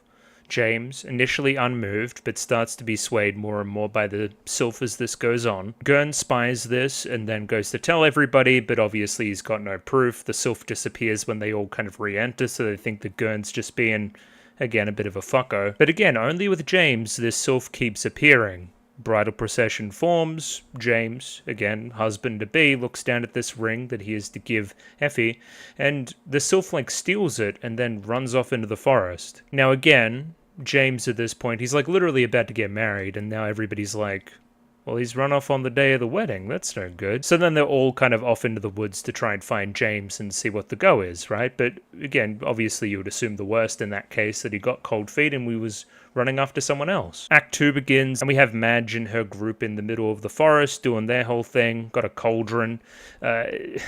So in the magic, they kind of make this magic scarf, as well as kind of hiding their cauldron and kind of almost like making this glade, really beautiful area in the middle of nowhere, which will, you know, stand as the setting for a lot of the rest of this. James and the Sylph enter. They're all pretty chummy at this point. You know, there's a bit of berries and refreshment and whatever else. Very cool. The entire time the wedding party has been searching for James, they enter this glade that the witch has made. Effie enters, weary with wandering in the forest. The witch urges Gurn to propose to her then and there, and it works. So now Effie's with Gurn. Now, once they all kind of fuck off, right, at this part of the glade, then James and the Sylph enter, where again the Madge meets him, tosses him a scarf, the scarf from before, which he then kind of uses to wrap himself and the Sylph. And what this is to do is to kind of bind the Sylph to him, if that makes any sense. So it can't keep playing hard to get or anything else. He can finally, again, be with this air spirit lady that he's in love with. Again, it's like the equivalent of like an engagement ring. He is now getting engaged to this Sylph instead. But as James embraces the Sylph passionately, her wings fall off, she shudders and dies in James's arms. Sorrowfully, her sisters enter and lift her lifeless body. Suddenly, a joyful wedding procession led by Effie and Gurn crosses the glade. James is stunned. James directs his gaze heavenward and sees the Sylph borne aloft by her sisters. James collapses. Madge exults over his lifeless body. She has triumphed. The witch won. The witch wanted to, you know, make her prophecy come true, and didn't really like James very much. They were kind of antagonistic there, so the bad guys won. Oh no.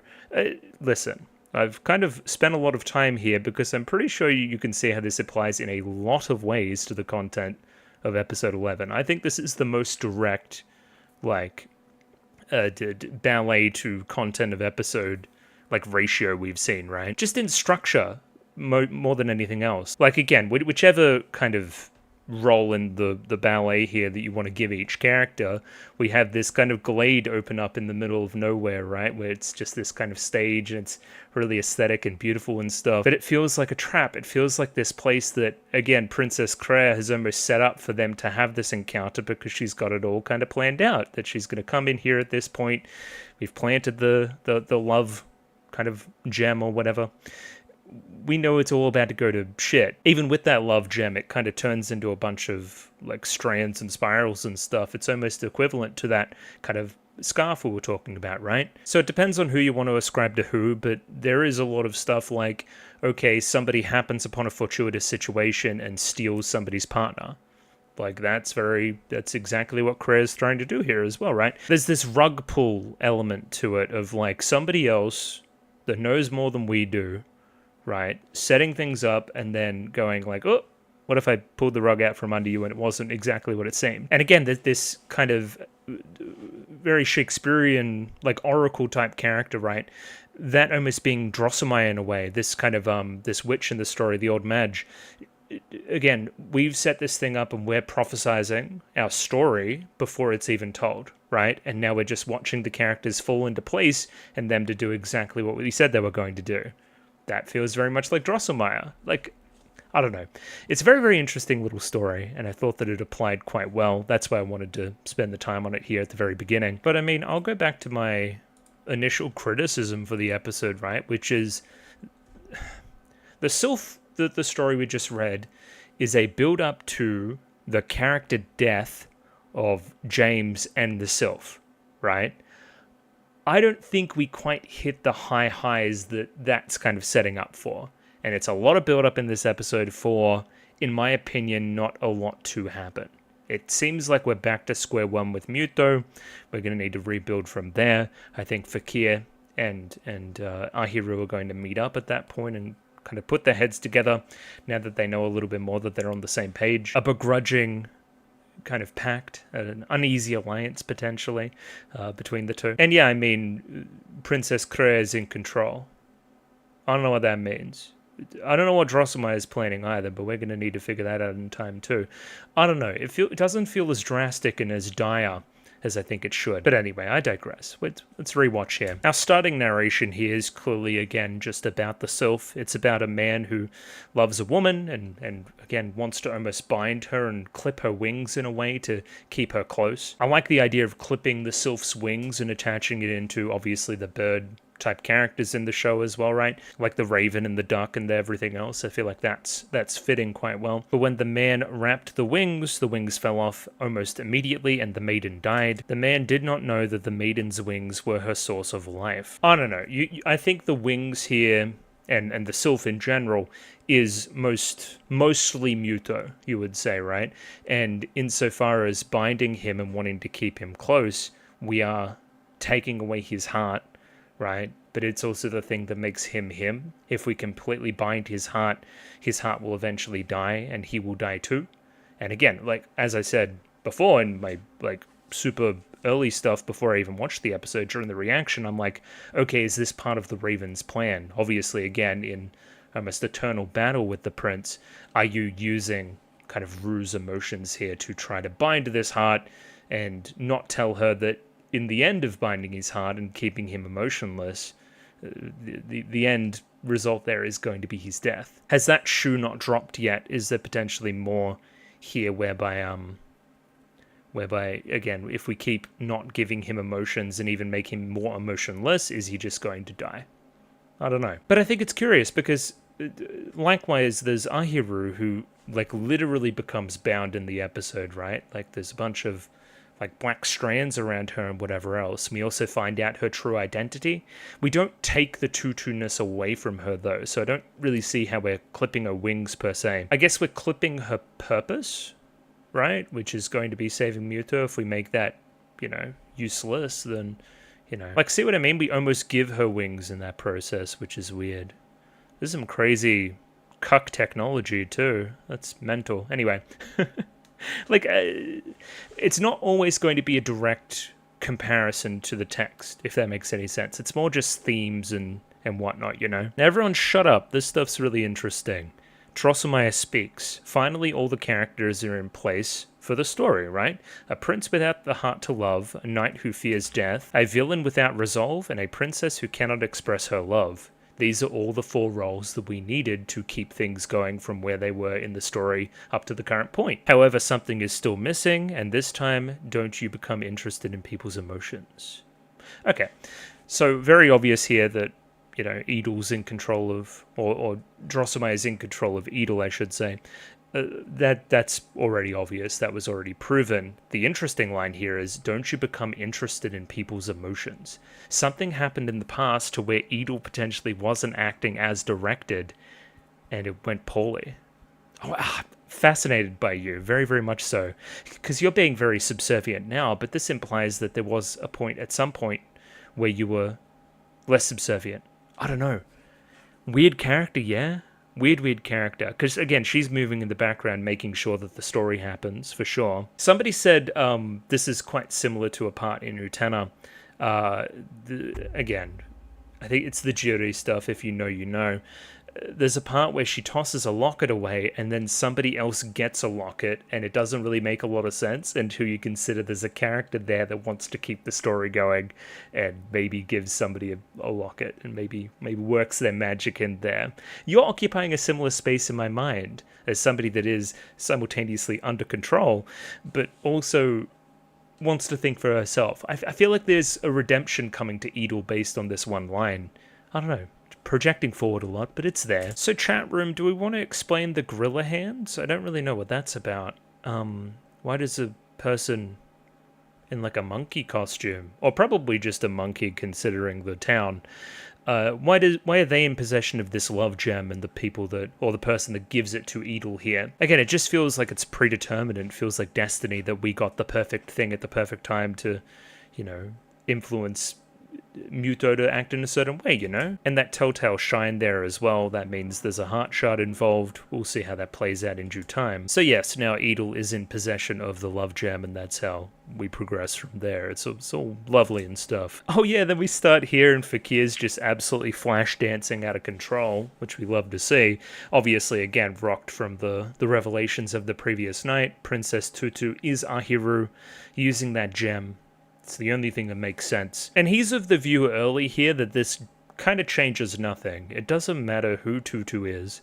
All that matters is protecting the prince. It could be anybody. All that matters is that I have to protect him, you know. Specifically without fear. You are the knight that fears death. So again, you're fighting against your fate in doing so. Again, another theme that I probably should have mentioned in the Sylph as well.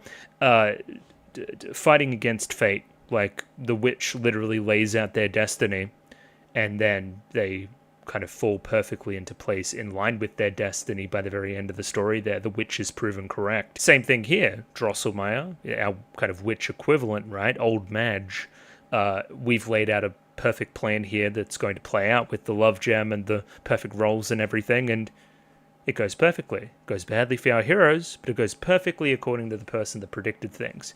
Again, that is the fate that you're fighting against. A little bit of Pika and Lily here. Love to see it. Broken record on the subject. But kind of Muto gets involved here. It's very fun. I don't think we've seen a lot of literally Pika and Lily like interacting with Muto. They're very caught off guard, and obviously again hushed whispers to our hero as well. Oh my god, it's the boy she likes and all that other kind of stuff. But it's fun to see them on the back foot a little bit, because they're normally like overbearing over Ahiru, like doting over her and whatever else. It's nice to see them taken back a little bit. But mostly here they're bringing up the idea of a gift to one you love. It could help improve somebody's opinion in your mind. Again, Muto overhears this and decides that a gift for Princess Tutu is probably going to be the way forward. This connects into our love gem stuff quite beautifully. It's almost like you two planted the information as well. I'm onto you. Come on now. So a part that keeps eluding me, right, is like, I think Muto's fond of Ahiru, but it's more the Princess Tutu side. Because he's like, okay, well, what would you like, Ahiru, right? But we almost like don't let her speak. It's, what do we say here? What would you want if it were you, Ahiru? Yeah. But again, we're getting this gift specifically for Tutu, this love gem that she eventually puts on. Like, I don't know, I feel like there's a distinction in Muto's mind between the two, still. Because again, he doesn't know the secret identity stuff. Neko-sensei comes and steals Muto away at this point. He's still pretty funny. We like him. I like his line here about anti-flea collars. Get it? Because he's a cat. It's kind of fun. I don't know. In your love classes, maybe you should have given Muto the advice of not to like ask his current girlfriend about a present for his want-to-be girlfriend. Like, cheat better. Like, I'm no expert on the subject, obviously, but I could cheat way better than this guy. Come on now. He's terrible at it. Either way, that just leaves Fakir and Ahiru, who quickly pulls her aside, and we need to talk about this Princess Tutu thing. I like the framing here. Again, very confident Ahiru. Very confident Fakir standing right here in the middle, in the sun. He's got all the answers, and a quiet, meek Ahiru, secret, kind of out of the bag, cat's out of the bag, per se, hiding in the corner. Fakir's confusing to me. Sometimes he's like, I fucking hate Tutu, I want her to die. And then sometimes like, I don't care about Tutu. All that matters is keeping Muto safe. And if Tutu stands in kind of opposition to that, then it becomes trouble. I don't know, pick a direction a little bit. I think he's a little bit fed up now. His whole thing is fate, obviously, and fighting against fate. He sees that all the pieces are in place now for the tale. Like, we're following this thing to the nth degree now. We almost can't stop it. All I can focus on is helping my boy. If you're going to keep doing the emotion side of things, you're just going to keep doing it. I almost can't, like, fight against that. Especially now that, again, that's something that Muto wants. Yeah, that's the other part of it as well. Like, Rue literally says here, like, I'm the crow. If you keep regaining your heart, we're sworn to be enemies, you know? So, again, it's not exactly Tutu stealing my boy. It's a little bit more like, okay, if she keeps giving him heart shards, he's going to want to fight me. and I don't want to fight him. So I'm kind of scared of that. Of course, I'm going to want to do whatever I can to prevent that. That's where, again, this kind of darker emotion manifests in the form of Crea. And even Rue here expressing some regret at the Princess Crea thing, right? I wish I could have stayed Rue forever with Crea's memories erased. I wish we could just go back in time to how things were before Tutu and before you started gaining your emotions back and before this change for me. We have to watch these scenes very carefully because this is the true Rue without, again, that feeling taking over here, right? Like, you're still deep down in there somewhere. Last episode's climax was the proof of that, right? You literally had him right where you wanted him. He gave you a little look, and then you kind of melted away. There's still part of you deep down that just genuinely cares about him and wants the best for him, you know? This is when Edel shows up and gives him the gem at the perfect point in time. Oh my god.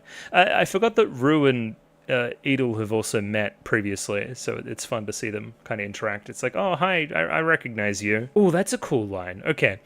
Again, this gem represents love. Muto's obviously interested. Edel says, I have no use for such a thing. I don't know, I'm seeing a lot of, like, I'm a robot, emotions are prohibited, I only follow my directive, I cannot be involved in, the story and make my personal taste impact anything. Like, that's where I see you come into it. So again, this open admission that you have no use for love is quite pointed. I think everybody on some level has a use for love, right? I don't know, but you're perfectly content just being a little puppet right now. Or are you? Ooh. Interesting. And yeah, kind of doubling down on her robotic persona here is we kind of see her here turn her head, VLC, behave, in a very kind of robotic way. Like, oh, I did perfectly, I planted the thing where I should have planted it. It's just nice and foreboding here early for sure. And then yeah, I mean, he can't lie at all. He hasn't got the cheating emotion yet. He hasn't got the adultery emotion. So he just plainly says that I'm not going to give this love stone to you, Rue. I'm going to give it to someone else. At that exact point, a large shadow bears over everything, even potentially in the shape of two wings or something. And yeah, at that point you fucked up. She's going to now enact her little plan because you're going to give that stone to Tutu, you know? We also see her eyes glaze over there. It's got that kind of Princess Crea effect on it. Clearly she's been reactivated here.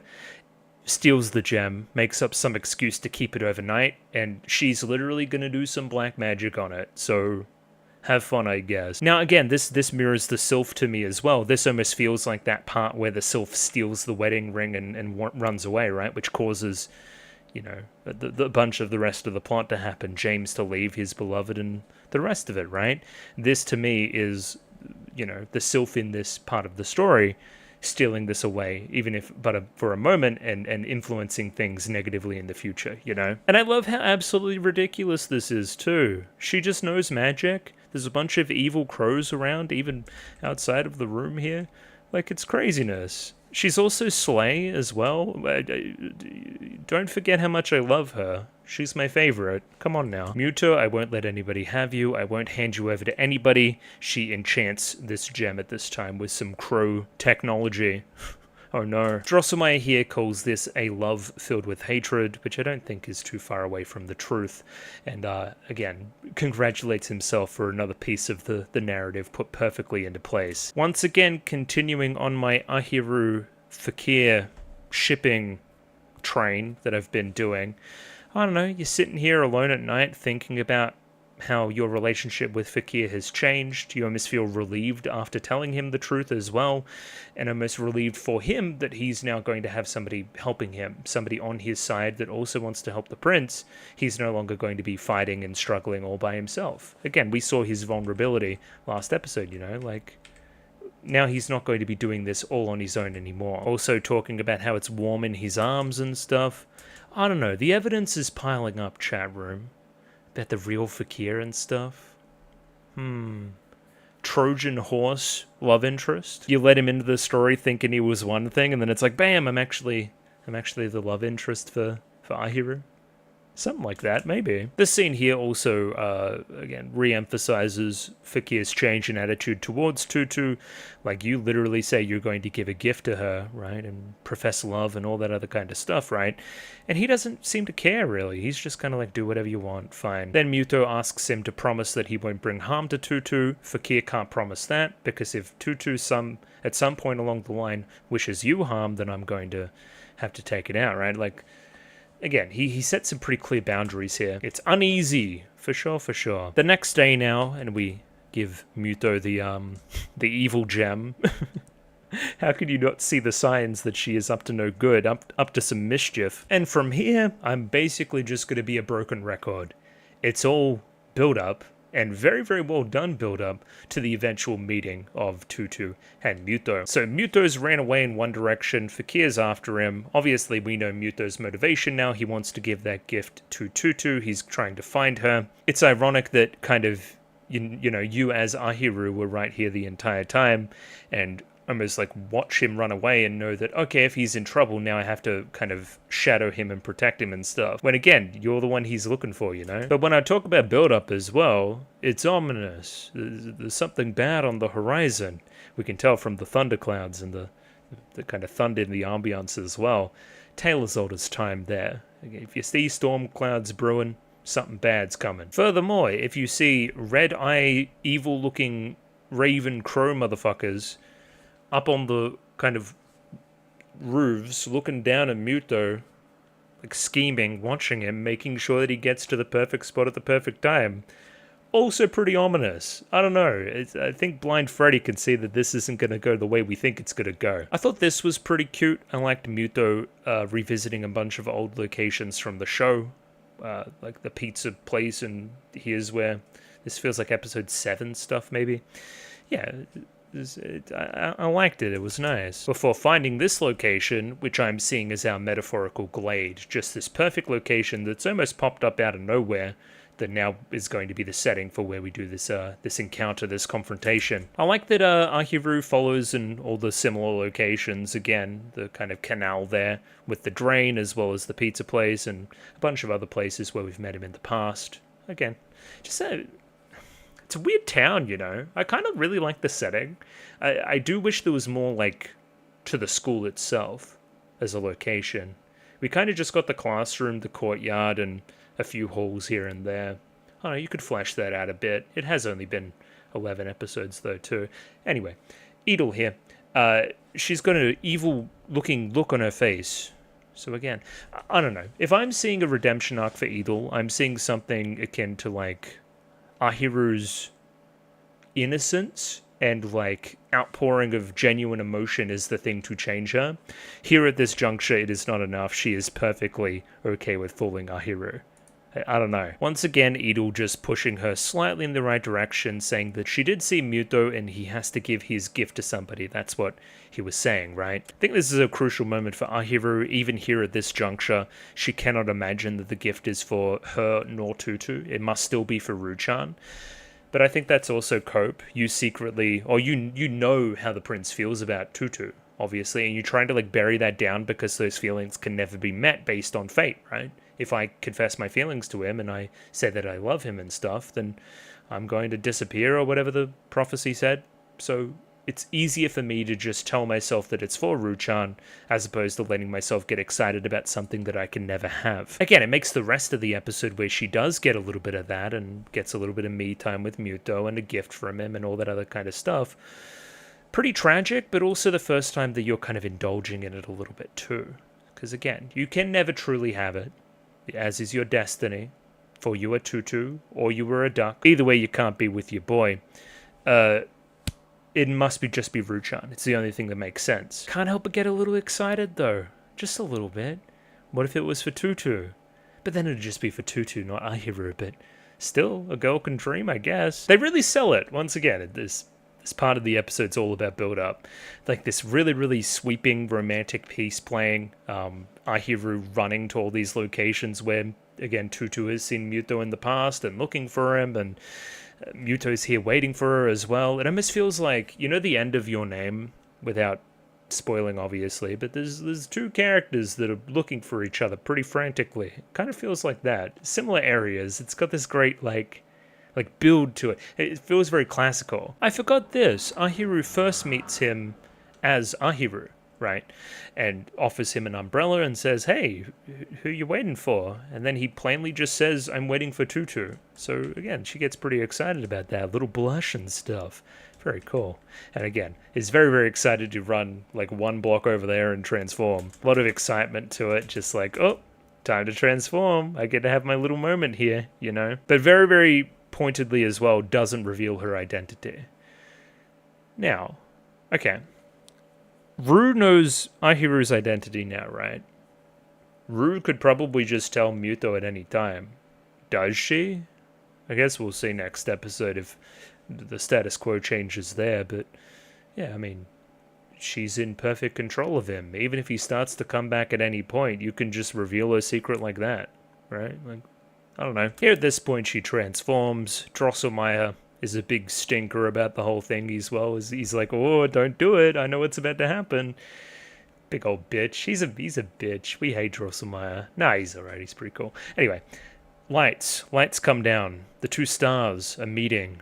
It feels like the climactic moment of like a ballet as well, where the two partners meet and dance it out. I don't know, in your Sylph equivalent, I'm imagining there's going to be like a romantic dance between the main character and the Sylph at some point. This kind of feels like their equivalent. Once again, that thing that I want to do from the very start of the show, the party do with Muto. I'm finally able to achieve it. The umbrella as well is just adorable. Look, it's got a little duck on it.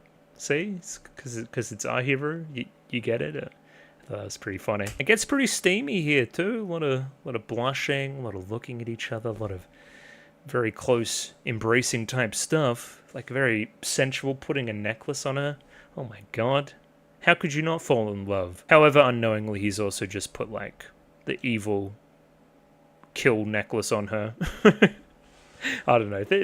She's about to get trapped in mere minutes. I commented on this in the reaction as well, but it's very magical girl to have this little charm thing that's also secretly kind of evil. Ooh, it's been corrupted by both love and hate. And my like kind of transformation device or whatever, my little gemstone. Very magical girl. Unbeknownst to us until this point, there was actually a heart shard inside our little love stone as well. And of course, it's the feeling of love. Now, of course, it's ironic that in the process of returning this feeling to Muto, it's also the moment where it all comes crashing down and the heart gets reshattered, I guess. Because again, she's like stabbing him in the heart and kissing him at the same time. Like, that's a pretty obvious metaphor. I'm shattering his heart and his feelings to control over him, to make decisions for him about his romantic interests. Once again, getting rid of that feeling of love, only producing it and giving it to him at this time so I can tear it all down. Which again feels kind of shitty. Rue, I know you're deep down in there somewhere. Surely you see what you're doing. You're forbidding him from ever having a genuine feeling of love, you know? You've literally taken it away from him. Maybe we should have listened to what he said as well. The stuff about being trapped inside the ornament and there being like dark energy and crows and stuff in there and it being kind of scary. No, don't want to pay attention. Anyway. And yeah, perfectly there at that moment. Trap activated. Binding spell on Tutu here. Completely takes her out of action. There's like a feather to the heart here as well, which is quite metal. You kind of saw like something just poking out of his chest as well there. So like we gave him that emotion back and it instantly like stabbed him in the heart. Again, it feels like a Princess Kreia kind of setup thing. So yeah, Kreia makes herself known. I wanted to initially use this whole setup to take you out, Tutu, but I found something even better. I can finally be rid of this feeling of love that Muto will have, and again, he'll just be subservient to me. At that perfect moment as well, we have Fakir showing up and entering scene as well. That's when Drosselmeyer comes out and he's like, oh, all the characters are in their perfect spot. This is exactly what I wanted. Influencing things from the shadows. And how he does it in the framing here as well is he says, like, the thing that the character thinks that they are, but the thing that they really are underneath it all. So again, you think that you're the Knight Reborn, or you may be the Knight Reborn, but you are still just a human. So again, you're facing supernatural things here. Your almost destiny and your fate in this thing is to be taken out, is to be severely injured. So watch out. Likewise, Tutu, right? You know, you may be Princess Tutu, but you're also just Ahiru. And again, the prince is just the story. So again, all of you are fragile and all of you are constructs in your own way. You could be brought down back to the base level very quickly. It's dangerous when you aren't aware of your own place in the world. Likewise, Crea, are you really the villain of the story? Or are you somebody else deep down inside there as well? I guess Drosselmeyer's lines there about not knowing your place in the world are, again, it's akin to the idea of fate and what's, again, ascribed in the story. So again, not knowing your ultimate fate here and how that can influence things is dangerous. Like, Fakir's the example here, right?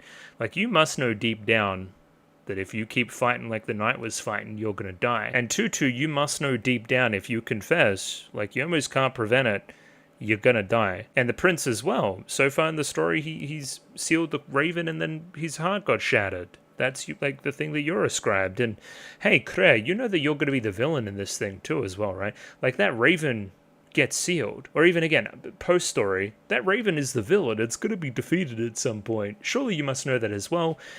All these characters here have fates ascribed to them. Hey, it's a dangerous thing if you think that that fate isn't going to happen to you. Pretty cool little fight scene ensues here. Almost like Rue stumbles for a moment, right? She ends up on the ground like that.